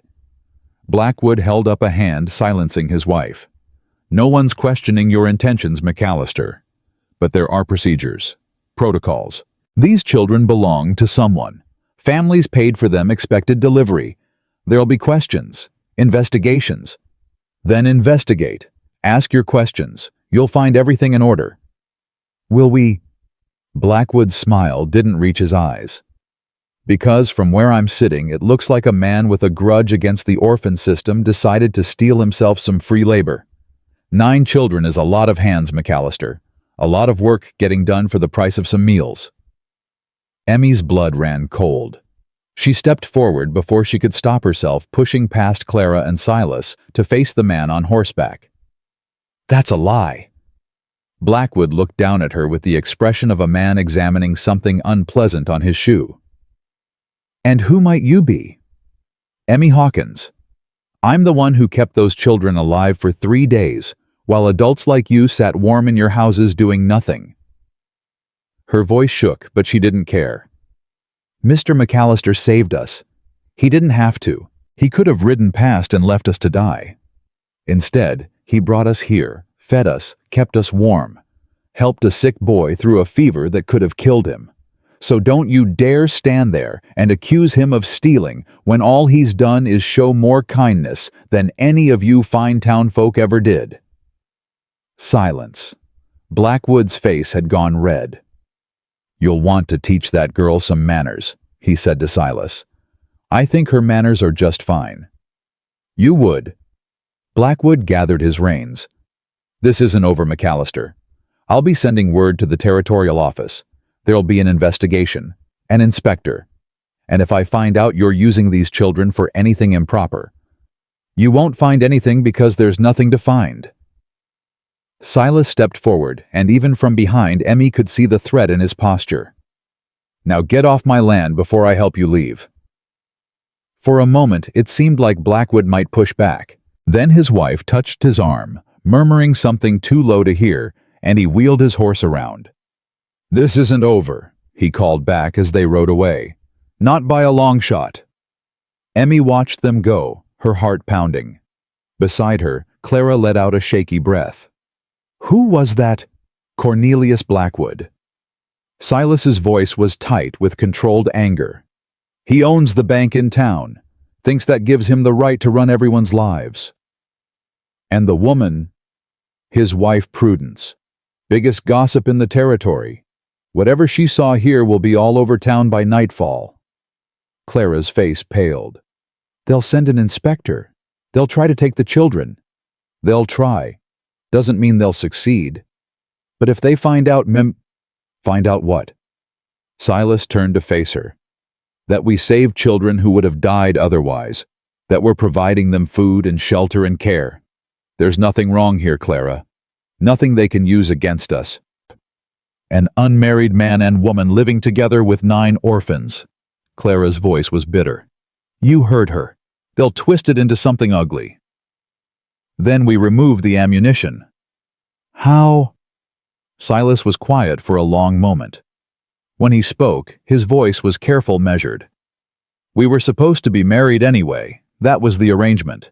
We move up the timeline, make it official before any inspector arrives. A married couple taking in orphans is respectable. Nothing for anyone to question." Clara stared at him. "You're serious." "As serious as I've ever been. We've known each other less than a day. And in that day, I've learned more about your character than I learned about some folks in years." He held her gaze. "You're a good woman, Clara. A good mother. I've seen how you are with the children, all of them, not just your own. You've got strength and compassion and more courage than most men I know. Silas. I'm not asking for love. I'm not even asking for affection. I'm asking for partnership. The same thing you talked about with Emmy this morning. He paused. Yeah, I heard. Walls are thin. Clara's cheeks flushed. You were eavesdropping. I was walking past. There's a difference. The ghost of a smile crossed his face, then disappeared. What I'm proposing isn't romance. It's strategy. We protect each other, protect the children. Give each other something we both need. That's what partnership means.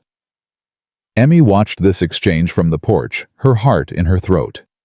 She thought about what Clara had said about love growing after marriage, about partnership being more important than passion, about building something together.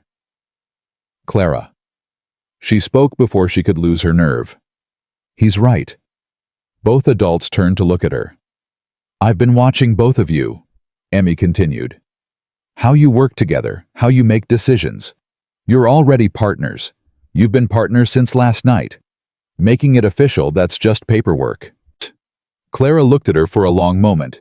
Then she laughed a tired, disbelieving sound. I'm taking marriage advice from a 14-year-old. From someone who's watched a lot of marriages fail and knows what makes them work. Emmy stepped closer.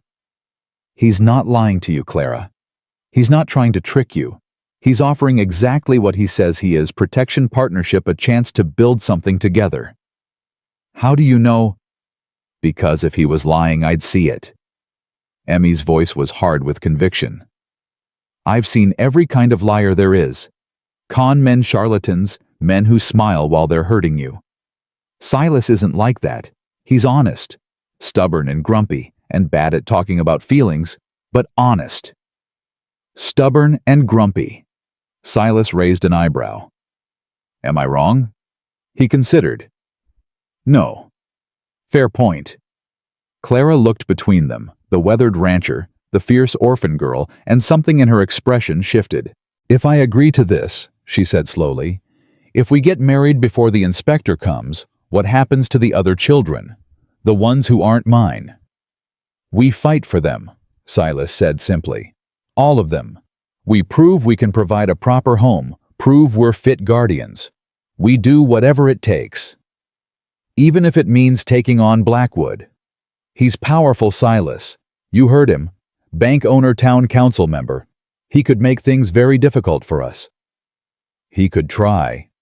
Silas's jaw tightened. But I've been fighting difficult my whole life. One more enemy won't break me. Clara was quiet for a long moment. Then she took a deep breath and extended her hand. All right. Partners. Silas took her hand, his large fingers engulfing hers. Partners. Emmy watched them shake on it. Two strangers agreeing to bind their lives together for the sake of children they'd just met. It wasn't romantic. It wasn't tender. It was something else entirely. It was hope. Later that evening, after the children had been fed and bedded down, and the house had settled into quiet, Emmy found herself on the porch, staring at the stars. The cold bit at her cheeks, but she didn't mind. After 3 days in that wagon, cold without shelter, felt different than cold with warmth, waiting just behind her. Can't sleep. She turned to find Silas beside her, a cup of coffee in his hand. He'd moved silently, the way ranchers learn to move, a habit from working with animals who spooked easy. Mind's too busy. Know the feeling. He leaned against the porch railing, his breath steaming in the night air. Hell of a day. Hell of a week. True enough. He was quiet for a moment. I meant what I said earlier, about fighting for the children, all of them. I know. Including you. Emmy's heart stuttered. What? You're 14, Emmy. Still a child yourself, whatever responsibilities you've had to carry. When that inspector comes, when we're fighting for the right to keep everyone, that includes you. She didn't know what to say. The concept of being fought for, of being wanted, not for what she could do, but simply for who she was, felt foreign, impossible. I can take care of myself. I'm sure you can. But you don't have to. Not anymore. Emmy blinked hard against the sudden burning in her eyes. Why? Why do you care what happens to me? Silas was quiet for a long moment. When he spoke, his voice was rough with something Emmy couldn't name. Because someone should. Because you deserve it. Because... He stopped, cleared his throat. Because when I look at you, I see what my daughter might have become if she'd lived, strong and brave and fierce, carrying the world on her shoulders, even though she shouldn't have to. I'm not your daughter. No. But you could be part of this family, if you wanted. The words hung in the air between them, fragile as spun glass. Emmy thought about the orphanage, about the years of being unwanted, about the promise she'd made in that wagon, that she wouldn't let any of them die. She'd kept that promise, but she'd never thought about what came after, about having somewhere to belong. I don't know how to be part of a family, she whispered. I don't know how to let people take care of me. That's okay. Neither do I. Silas's mouth quirked. We can learn together. Emmy looked at him, this stranger who'd become something more in the space of a single day, and felt something crack open in her chest. Okay, she said softly. Okay. They stood together in the darkness, watching the stars wheel overhead. Inside, the children slept.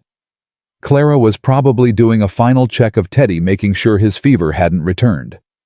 Sam was undoubtedly lying awake, guarding against threats, real and imagined. A family, broken and uncertain, and held together by nothing but stubbornness and hope. But a family nonetheless. The wedding happened 3 days later. It wasn't fancy. Reverend Isaiah Crane rode out from town at Silas's request, his worn Bible tucked under his arm and his kind eyes taking in the situation without judgment. He'd known Silas for 15 years, had buried both his wife and daughter, had watched him withdraw from the world like a wounded animal crawling into its den. Seeing the house full of children, seeing Clara standing beside Silas with her chin lifted in quiet defiance, the Reverend had smiled and said simply, "It's about time this place had some life in it again." They gathered in the main room, all 11 of them.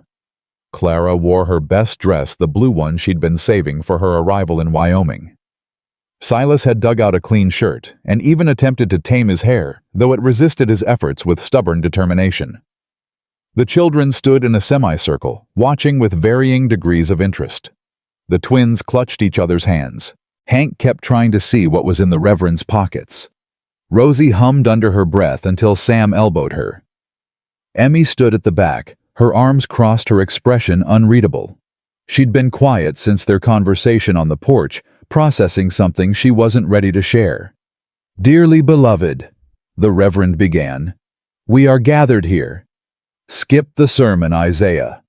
Silas's voice was gruff. "Just get to the important parts." The Reverend raised an eyebrow but didn't argue. "Very well. Clara Whitfield, do you take this man as your husband, to have and to hold for better or worse, for richer or poorer, in sickness and in health?" Clara looked at Silas, this stranger she was binding herself to, and felt the weight of the moment settle over her. This was real. This was happening. There was no going back. "I do." "Silas McAllister, do you take this woman as your wife, to have and to hold for better or worse, for richer or poorer, in sickness and in health?" Silas met Clara's eyes. "I do." "Then by the power vested in me by the Wyoming Territory, I pronounce you husband and wife." The Reverend closed his Bible. "You may kiss the bride." An awkward pause. Neither Silas nor Clara moved. "Oh, for heaven's sake," Josie muttered. "Just kiss her already." Silas's mouth twitched. He leaned forward and pressed his lips to Clara's cheek, brief, chaste, the kiss of strangers who'd agreed to be partners. "There," he said. "Happy, ecstatic," Josie said dryly. The Reverend stayed for dinner, asking careful questions about the children, about their plans, about what had happened with the wagon. Clara answered most of them, while Silas sat silent, eating steadily, his eyes occasionally finding hers across the table. "Blackwood won't let this go," the Reverend said, finally pushing back his empty plate. "I heard talk in town. He's already sent word to the territorial office. There'll be an inspector within the week." "We know," Silas said. "Do you know what you're going to say? How you're going to explain?" He gestured at the crowded table. "All of this? We're going to tell the truth." Clara's voice was firm. "The children were stranded. We took them in. We're providing for them. There's nothing improper about that." "There isn't. But Blackwood will try to make it look like there is. He's got influence, Clara. Money and connections and a talent for making things seem other than what they are." "Then we'll fight him." Emmy spoke up, her voice cutting through the adult conversation. "We'll tell them what really happened. All of us. Every single child. They can't ignore 9 witnesses." The Reverend looked at her with something like respect. "You've got spirit, young lady. I've got survival. There's a difference." After the Reverend left, after the children had been put to bed, and the house had settled into quiet, Clara found Silas on the porch. He stood with his back to her, staring out at the darkness. "So," she said, "we're married." "Appear so. How do you feel?" He was quiet for a moment. "Like I just jumped off a cliff, and I'm not sure if there's water at the bottom." Clara laughed, despite herself. "That's remarkably honest. Figured we should start this marriage with honesty. Seems important."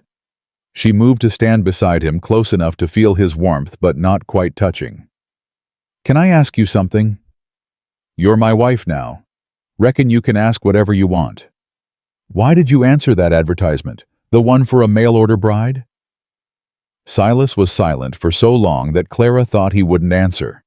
Then he sighed, a sound that seemed to come from somewhere deep. Loneliness.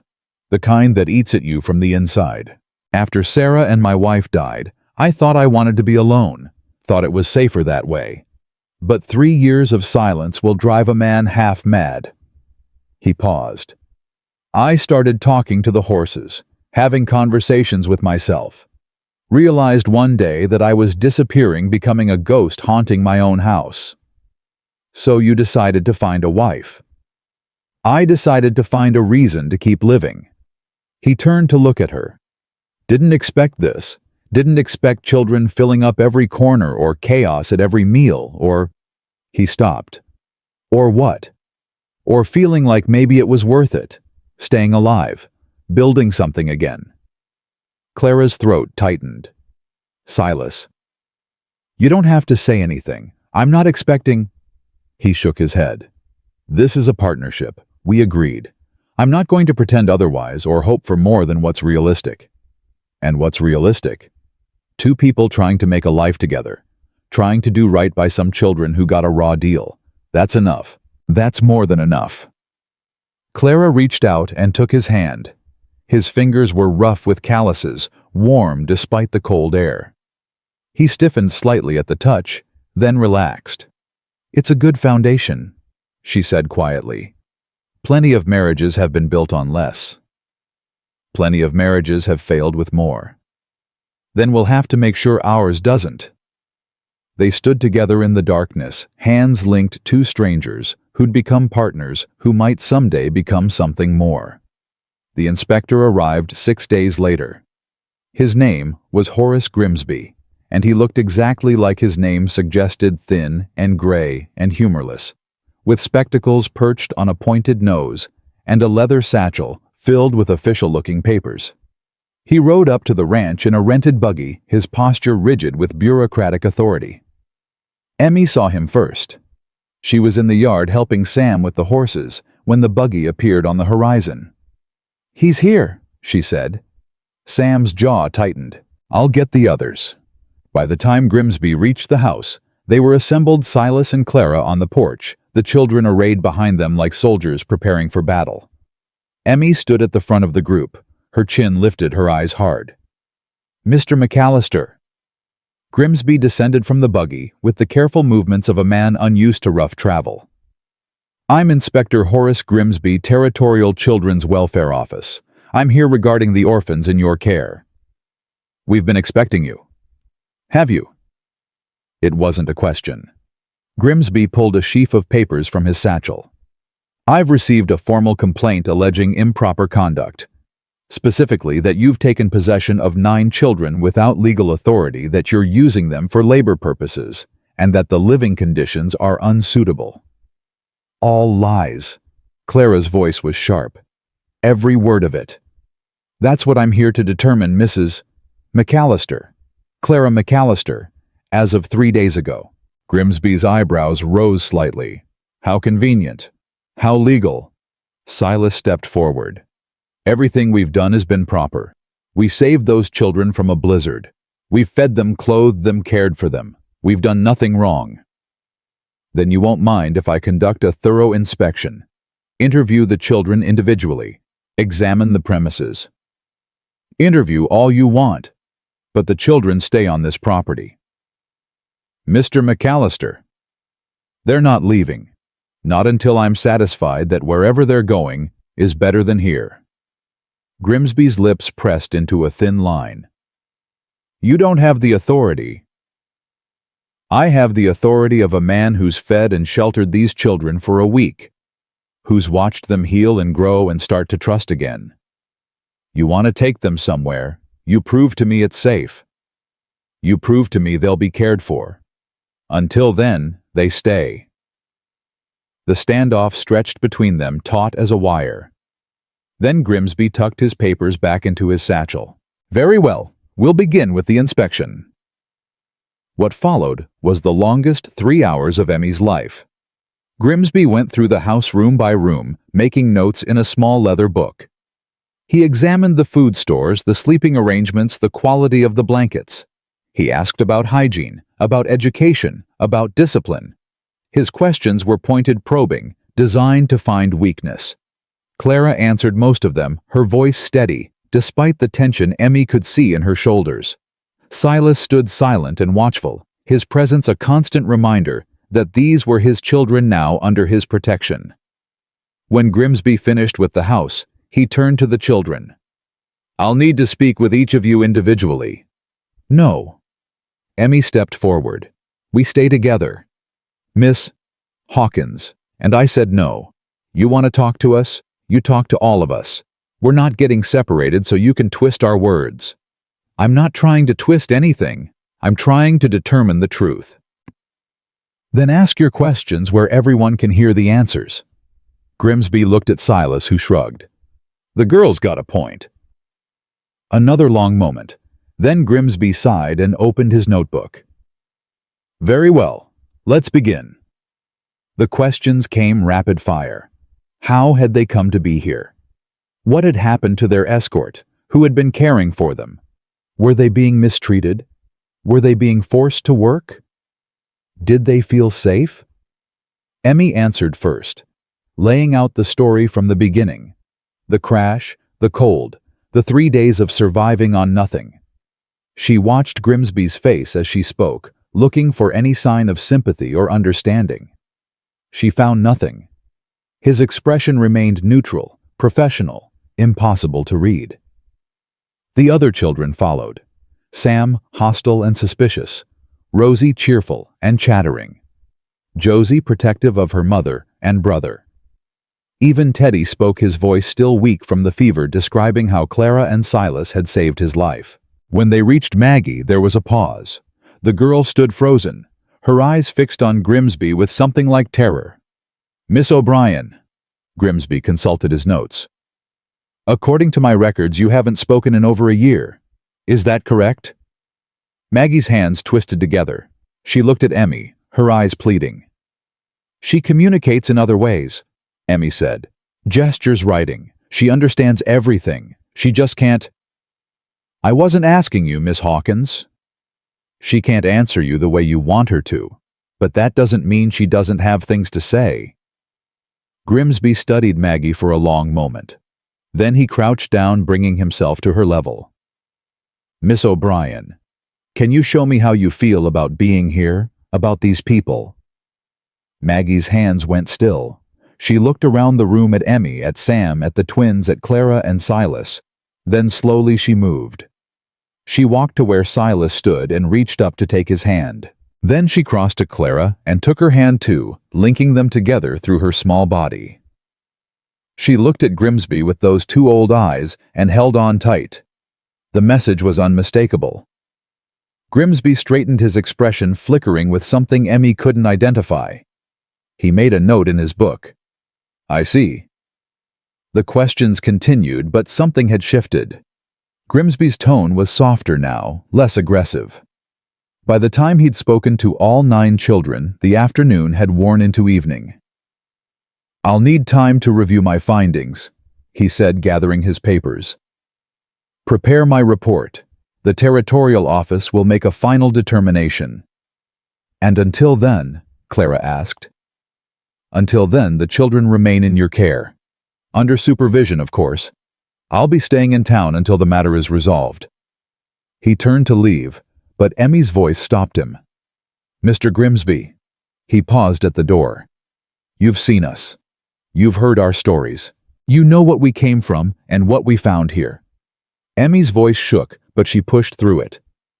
"Those people who complained about us, Blackwood and his wife, they don't care about our welfare.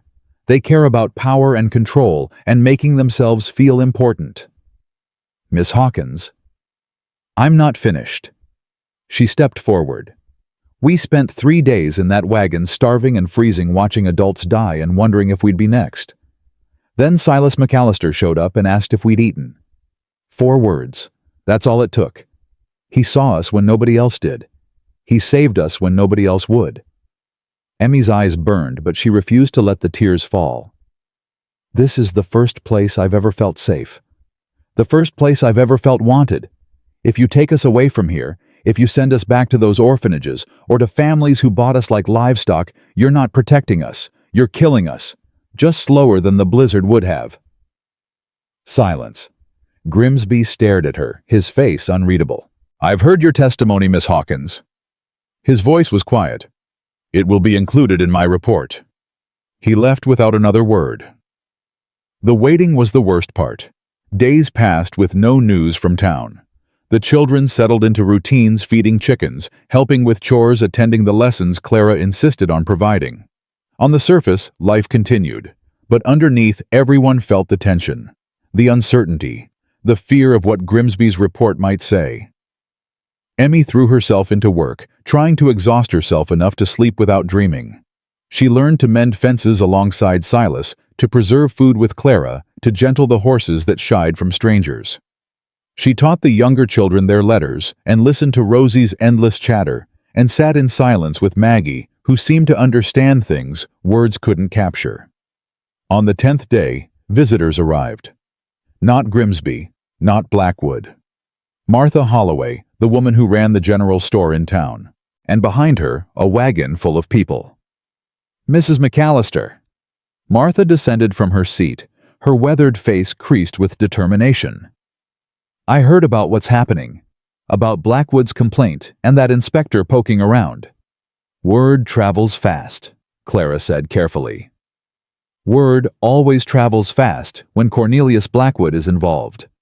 Martha gestured to the wagon. "We came to help."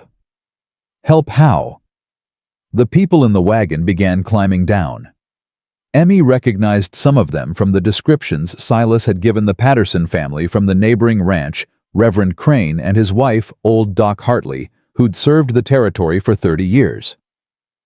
"We've written letters," Martha explained. "Testimonials. Everyone here has agreed to vouch for you and Silas, to tell the territorial office what kind of people you are." Clara's hand went to her throat. I don't know what to say." "Say nothing. We're not doing this for thanks." Martha's eyes moved to the children who'd gathered on the porch to watch the commotion. "We're doing this because it's right. Those children deserve a home. You're giving them one. That's worth protecting." Doc Hartley stepped forward, his white beard bristling. "I've known Silas McAllister since he was 20 years old, half wild, and grieving for parents he'd lost too young. Watched him build this ranch with his bare hands. Watched him bury his wife and daughter, and somehow keep going. His voice roughened. That man has more honor in his little finger than Cornelius Blackwood has in his whole body. Anyone who says otherwise is either blind or lying. Mrs. Patterson, a sturdy woman with 5 children of her own, added her voice. My youngest was sick last winter. Silas rode through a blizzard to bring medicine from town. Wouldn't take payment, wouldn't even stay for coffee. Said neighbors help neighbors, that's just how it is. More stories followed. More testimonials. More evidence of a man who'd quietly done good for years without expecting anything in return. Emmy listened with growing wonder. She'd known Silas was kind, had felt it from the moment he'd asked if she'd eaten, but she hadn't understood the full picture. Hadn't grasped how many lives he'd touched, how much respect he'd earned, how deeply he was woven into the fabric of this community. When the visitors finally left, promises of support ringing in the air, Emmy found Silas standing alone by the barn. His shoulders were hunched, his head bowed. You okay? He didn't turn around. Didn't ask them to do that. I know. Don't deserve... Stop. Emmy moved to stand beside him.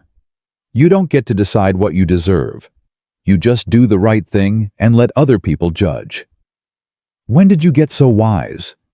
Somewhere between the blizzard and the fever. She paused. They love you, you know. All those people. They came out here because they love you. They came out here because they hate Blackwood. That too. But mostly the first thing. Silas finally turned to look at her. His eyes were red-rimmed, suspiciously bright. Whatever happens, he said roughly, whatever Grimsby decides, I want you to know these past 2 weeks having you here, all of you. He stopped, his throat working. Emmy reached out and took his hand. I know. Me too. They stood together in the fading light, father and daughter in all the ways that mattered, waiting for the storm that might tear them apart. The storm came 2 days later. Grimsby returned to the ranch, his face grave, accompanied by 2 men Emmy didn't recognize. Behind them, riding in a fine carriage, came Cornelius Blackwood and his wife. What's he doing here? Silas demanded. Mr. Blackwood insisted on being present for the resolution. Grimsby's voice was carefully neutral. As a concerned citizen and council member. Concerned citizen, my... Silas. Clara's hand found his arm. Let them speak.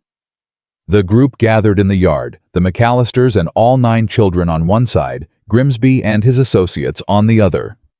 Blackwood stayed in his carriage, watching like a vulture waiting for something to die. I've completed my investigation, Grimsby announced, pulling out his leather satchel. I've reviewed the circumstances of the children's arrival, examined the living conditions, interviewed all relevant parties, and consulted with character witnesses on both sides. Emmy's heart hammered against her ribs. Beside her, Sam stood rigid as stone. The twins had buried themselves in Clara's skirts. Maggie's hand found Emmy's and held on tight.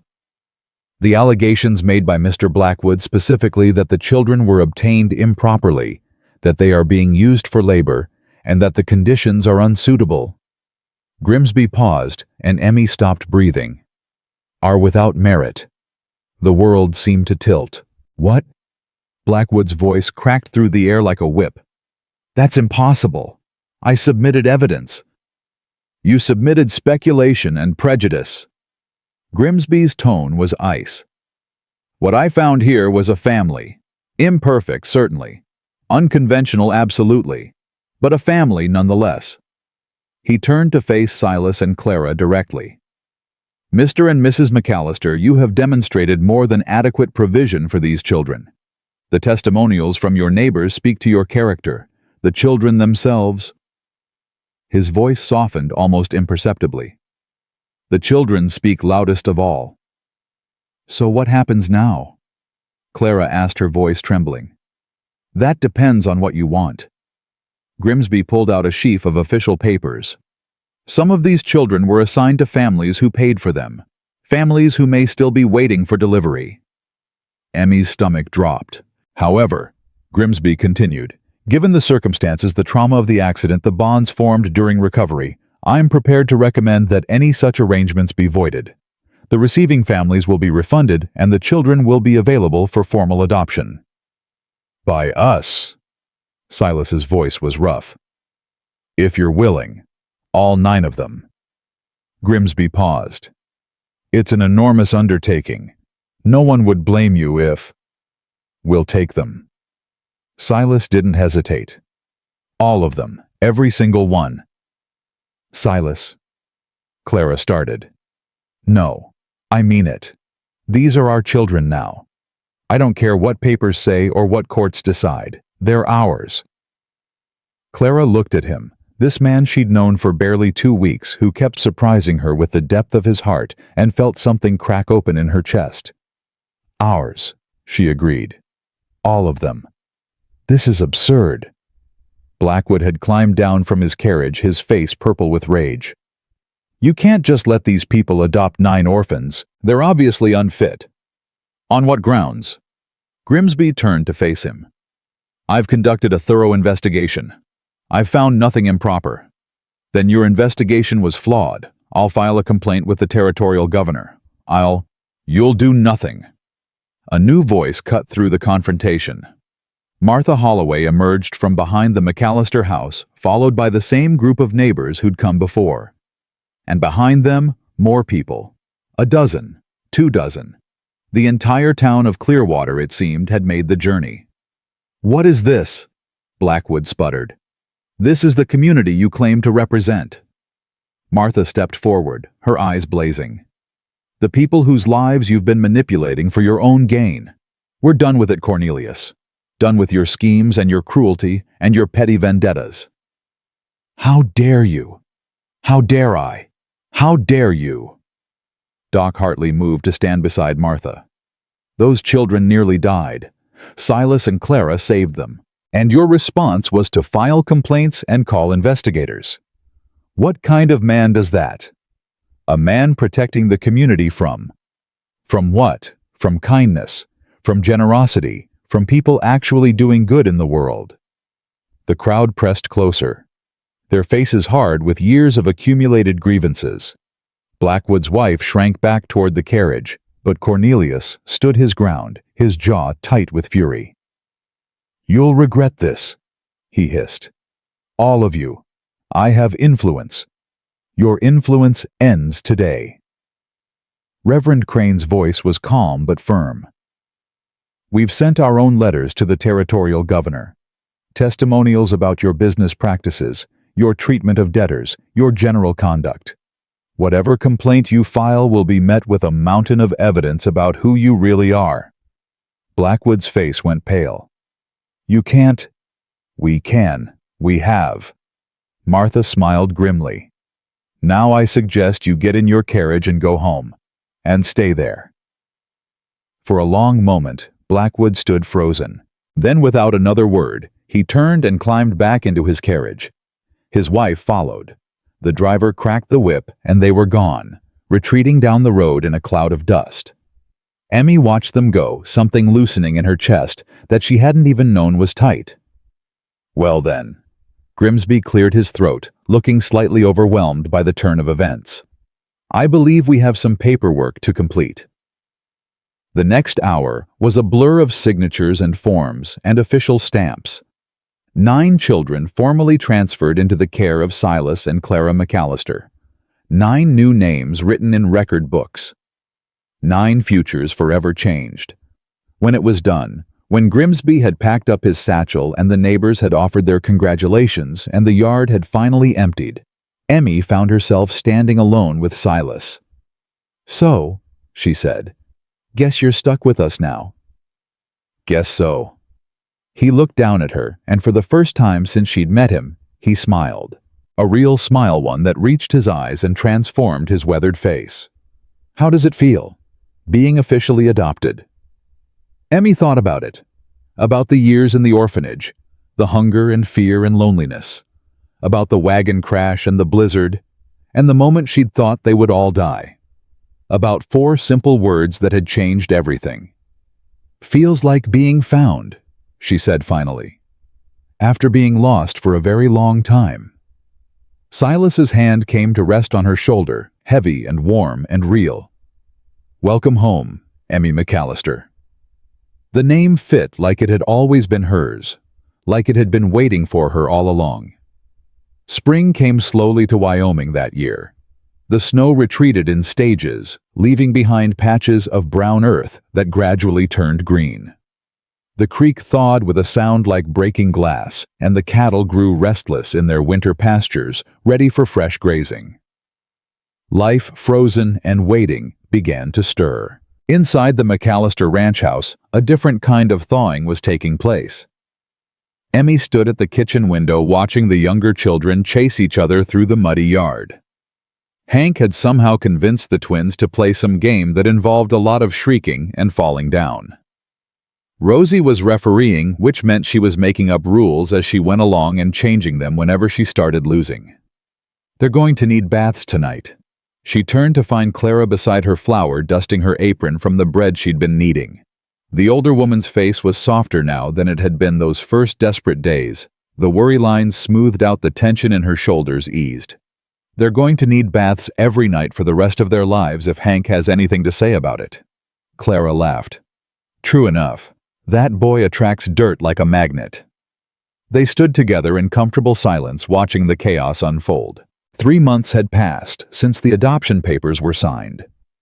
3 months of learning to be a family, of arguments and reconciliations, of shared meals, and bedtime stories, of slowly building trust, one small moment at a time. It hadn't been easy. There were nights when Emmy woke screaming from nightmares, nights when Sam disappeared for hours and came back with bloody knuckles and no explanation. There were days when the twins refused to be separated from each other even long enough to use the outhouse, days when Teddy's cough returned and Clara's face went white with fear. But there were good days too.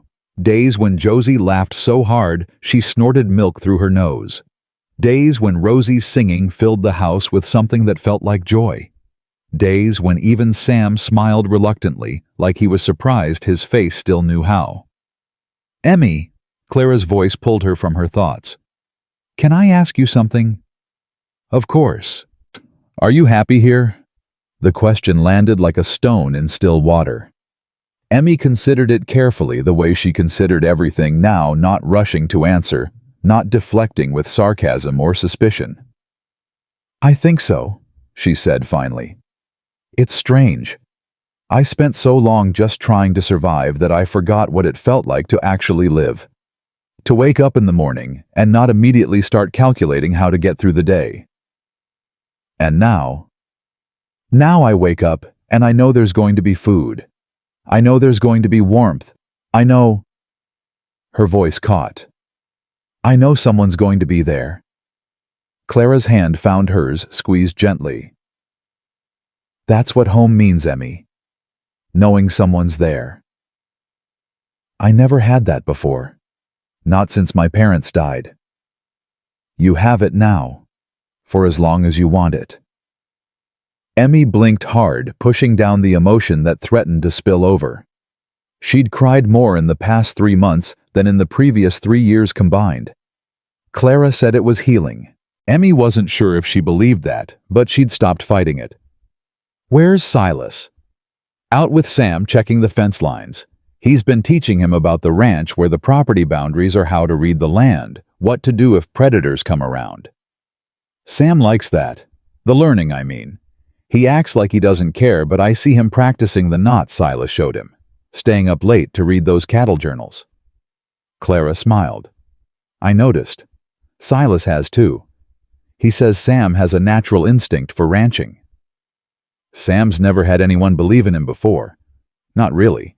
The orphanage sure didn't. Neither did you, I imagine." Emmy thought about the basement at St. Catherine's, about the hunger and the cold, and the older boys who took what they wanted from the weaker ones.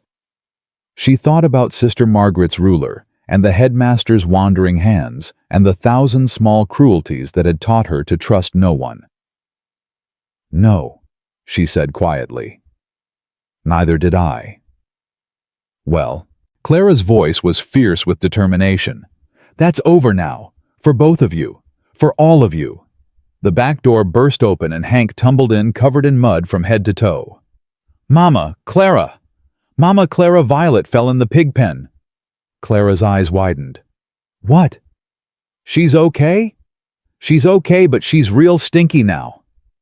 Emmy bit back a laugh as Clara hurried outside, already calling for towels and hot water. Hank stood in the doorway, grinning with the satisfaction of a child who had delivered important news. "You're filthy," Emmy told him. "I know, it's great." "You're going in the wash basin." "I know, it's not great." She couldn't help it. She laughed, really laughed, the sound surprising her with its lightness. Hank beamed like he'd won a prize. "I made you laugh." "You did." "That's good, right? Mama Clara says laughter is medicine." Emmy crouched down to his level, ignoring the mud he was getting on her dress. "It is good, Hank. Very good. I try to make people laugh a lot. It's my job." "Your job?" "Uh-huh. Sam protects everyone, and Josie bosses everyone, and Rosie sings, and the twins hold hands, and Maggie watches, and Teddy's the little one we all take care of, and you—" He paused, his small face scrunching with thought. "You're the one who makes sure we're all okay. And I make people laugh." Emmy's throat tightened. "That's a very important job." "I know." He said it without arrogance, just simple certainty. "Papa Silas said so too." Papa Silas. The name still sounded strange even after 3 months. The children had started using it gradually, first Hank, then Rosie, then the twins. Josie and Teddy called him that too now, though they'd been slower to adopt the title. Sam still said Sir, or McAllister, holding himself at a careful distance, but Emmy had noticed him watching Silas with something that wasn't quite suspicion anymore. As for Emmy herself, she hadn't decided what to call him. Silas felt too informal. Mr. McAllister felt too cold.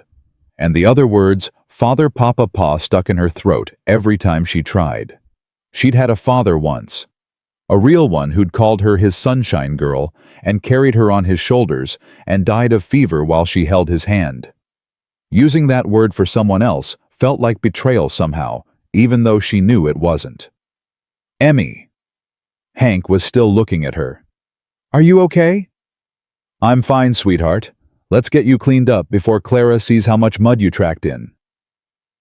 The afternoon passed in the comfortable rhythm of ranch life. Violet was bathed and declared free of pig smell.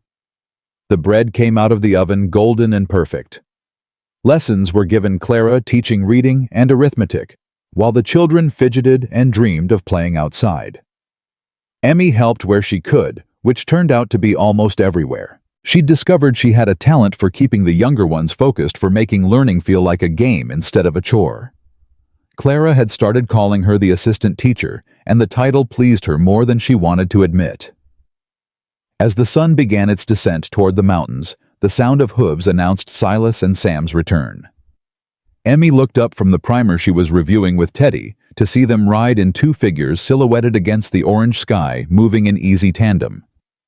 Sam was laughing. The sight stopped Emmy cold. In all the months she'd known him in the orphanage, on the train, in the wagon, she'd never heard Sam Brennan laugh. Smirk, yes. Sneer, certainly. But actual laughter, never. "What happened out there?" she asked when they came inside, tracking dust and horse smell into the kitchen. "Sam caught a rabbit." Silas's voice held a note of pride. "Bare hands. Didn't even see it coming until it was too late." "I got lucky," Sam muttered, but he was still smiling. "It was just sitting there. Luck's got nothing to do with it. You read the land saw where it would be moved quiet enough not to spook it." Silas hung up his hat. "That's skill. That's instinct." Sam ducked his head, embarrassed by the praise but clearly hungry for it. Emmy watched him and felt something ease in her chest. He was healing. Slowly, painfully, but healing. "Dinner in an hour," Clara announced. "Everyone wash up, and Silas." She pointed at his boots. "Those do not come past the doorway." "Yes, ma'am." Dinner was chaos as always. 11 people around a table that had been built for 4 elbows, bumping voices, overlapping food, disappearing faster than Clara could dish it out. Hank spilled his milk. The twins got into a whispered argument about something no one else could follow. Rosie sang between bites until Josie threatened to stuff a biscuit in her mouth. Emmy sat in the middle of it all and felt something she couldn't quite name. Peace maybe, or belonging, or just the simple animal comfort of being warm and fed and surrounded by people who cared if she lived or died. "You're quiet tonight." Silas's voice low enough that only she could hear. "Just thinking. About how different this is from everything before." He nodded understanding without needing more words. That was something Emmy had come to appreciate about Silas. He didn't push, didn't pry, just made space for her to speak when she was ready and stayed silent when she wasn't. After dinner, after the dishes were washed and the children settled, Emmy found herself on the porch again. The stars were coming out scattered across the sky like spilled salt. The air smelled like spring wet earth and growing things, and the particular sweetness of snow melting in the mountains. "Room for one more?"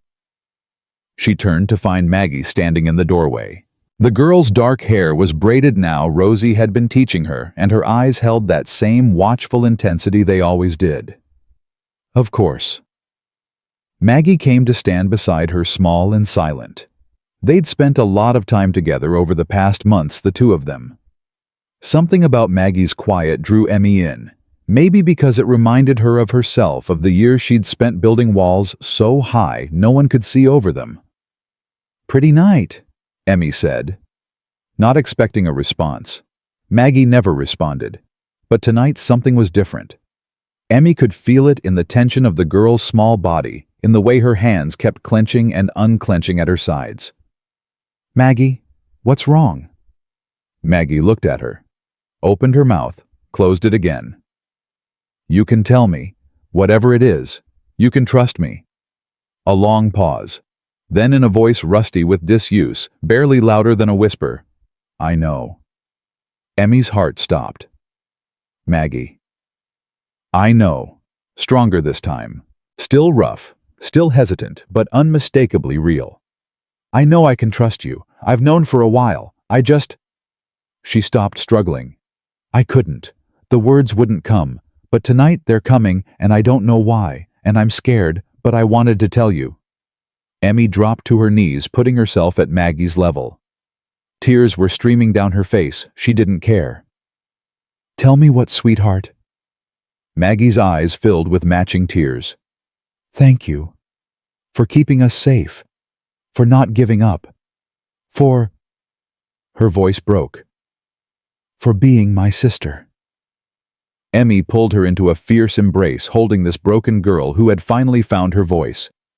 They cried together on the porch, while the stars wheeled overhead, and something that had been frozen for far too long finally began to thaw. The commotion brought the others.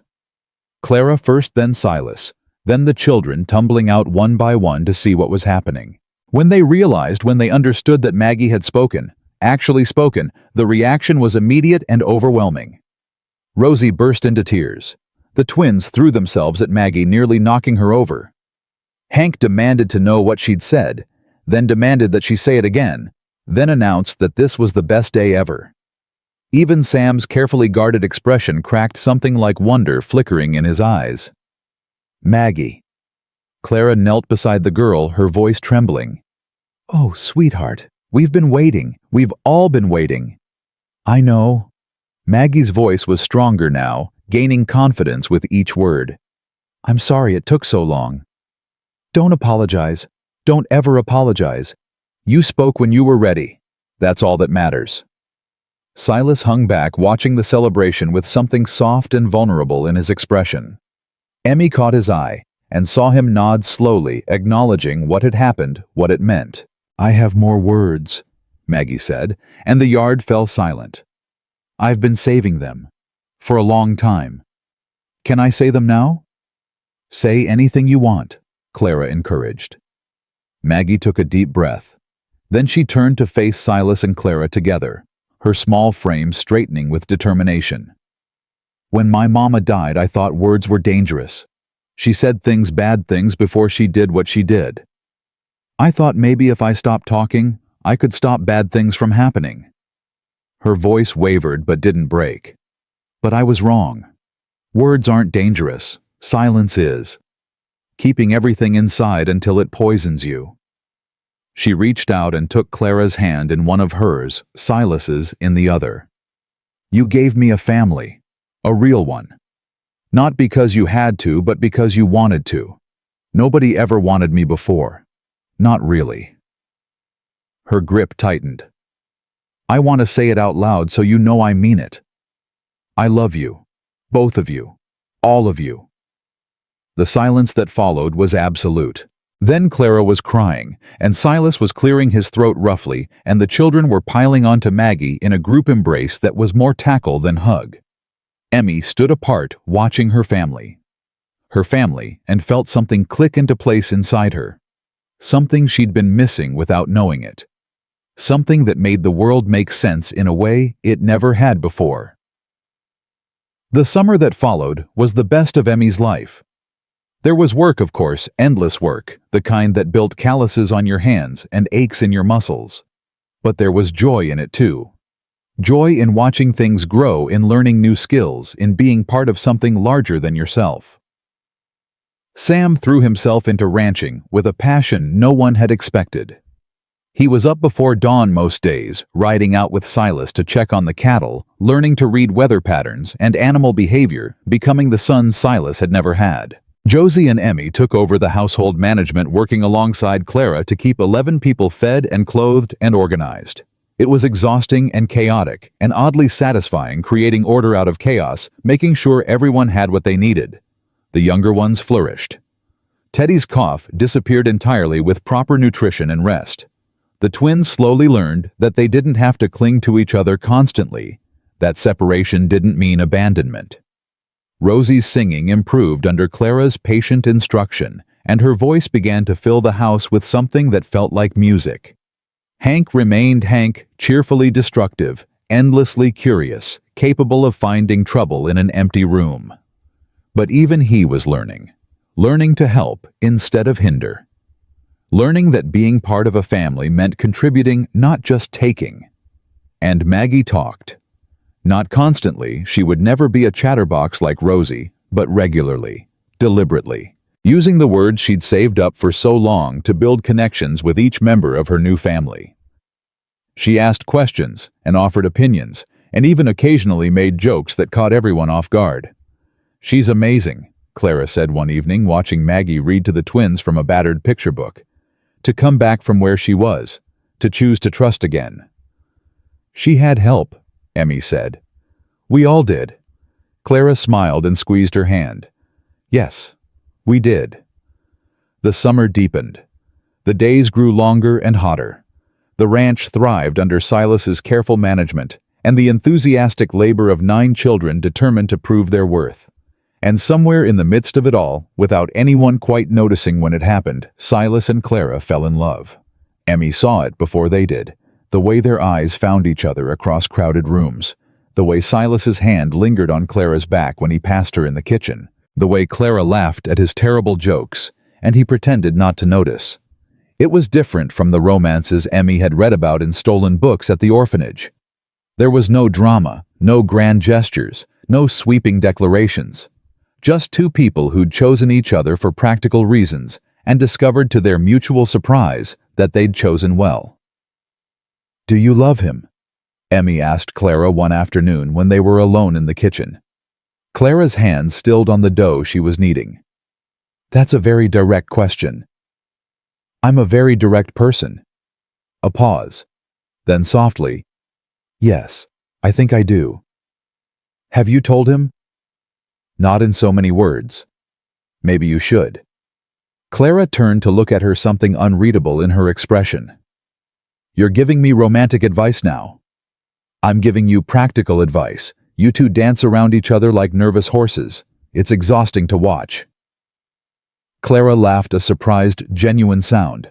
When did you get so wise? Somewhere between the blizzard and the fever. Remember. That night, Emmy watched Silas and Clara sit together on the porch after the children were in bed. She couldn't hear what they said, but she saw Clara's hand reach for his. Saw Silas's fingers intertwine with hers. Saw them lean into each other with the comfortable intimacy of people who'd finally stopped pretending. About time, Sam said, appearing beside her at the window. Thought you didn't care about that stuff. I don't, but they do, and I care about them. He shrugged, the gesture carefully casual. This family thing, it's not terrible. Coming from Sam, that was practically a declaration of love. No, Emmy agreed. It's not terrible at all. Fall arrived with a burst of color and a cooling of the air.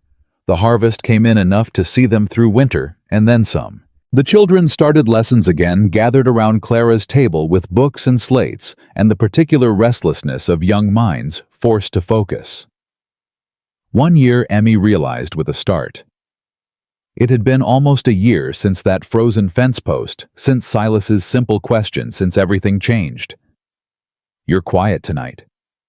She looked up to find Silas beside her. They were on the porch. Their porch, she thought now, not just his, watching the sun set over the mountains. Thinking about how we got here. Long road. Very long, but worth it. He nodded slowly. I've been thinking about something. Been meaning to talk to you about it. Emmy tensed automatically. Old habits died hard. What is it? The day I found you, you and the others, I asked if you'd eaten. You remember? I remember everything about that day. I've never told you why I asked. Why that was the first thing out of my mouth. Emmy waited. When Sarah died, my daughter, she stopped eating first. Few days before the end. Just lost interest in food. I'd bring her broth bread, anything I could think of, and she'd turn away. Like she'd already given up. His voice roughened. So when I saw you by that fence barely standing, looking like death warmed over, the only thing I could think was, has she given up too? Has she stopped eating because she stopped wanting to live? Emmy's throat tightened. I hadn't given up. Not quite. But I was close. I know. I saw it in your eyes. That's why I asked. That's why I couldn't ride past. He turned to look at her directly. You saved yourself that day, Emmy. By not lying. By telling me the truth about when you'd eaten. You saved yourself and everyone else. You saved us. You brought us here. I brought you here. But you kept everyone alive long enough for me to find you. You kept them fed when there wasn't enough food. You kept them warm when there wasn't enough warmth. You kept them hoping when there wasn't any reason to hope. He reached into his pocket and pulled out something small and bright. A locket, Emmy realized. Simple silver worn with age. This was Sarah's. My wife gave it to her on her 3rd birthday. I've been keeping it, waiting for... He stopped, cleared his throat. Waiting for the right moment, the right person. Emmy stared at the locket, her heart pounding. I know you had a father, a real one who loved you. I'm not trying to replace him. Could never replace him. But I was hoping. Silas pressed the locket into her hand. I was hoping you might let me be your father too, in whatever way feels right to you. Emmy looked down at the silver in her palm. Such a small thing to carry so much meaning. I've been trying to figure out what to call you, she said finally. Silas feels too casual. Mr. McAllister feels too cold. And the other words, you don't have to... Let me finish. She took a deep breath. The other words felt wrong because I thought using them meant forgetting my first father, replacing him. But that's not how it works, is it? Love doesn't have a limit. Family doesn't have a limit. Having one father doesn't mean I can't have another. She looked up at him. This man who'd stopped his horse for a stranger, who'd asked a simple question that changed everything, who'd opened his home and heart to 9 children who needed exactly what he had to give. Pa, she said softly, testing the word. That's what I'll call you, if you don't mind. Silas's eyes went bright. He didn't speak, couldn't, Emmy thought. but he pulled her into an embrace that said everything words couldn't. They stayed like that for a long moment, father and daughter. The locket pressed between them like a promise. Later, much later, after the children were asleep and the house had settled into quiet, Emmy sat in her room and opened the locket. Inside was a small photograph, a little girl with dark curls and a gap-toothed smile, forever 3 years old, forever loved. Sarah. Her sister in a way.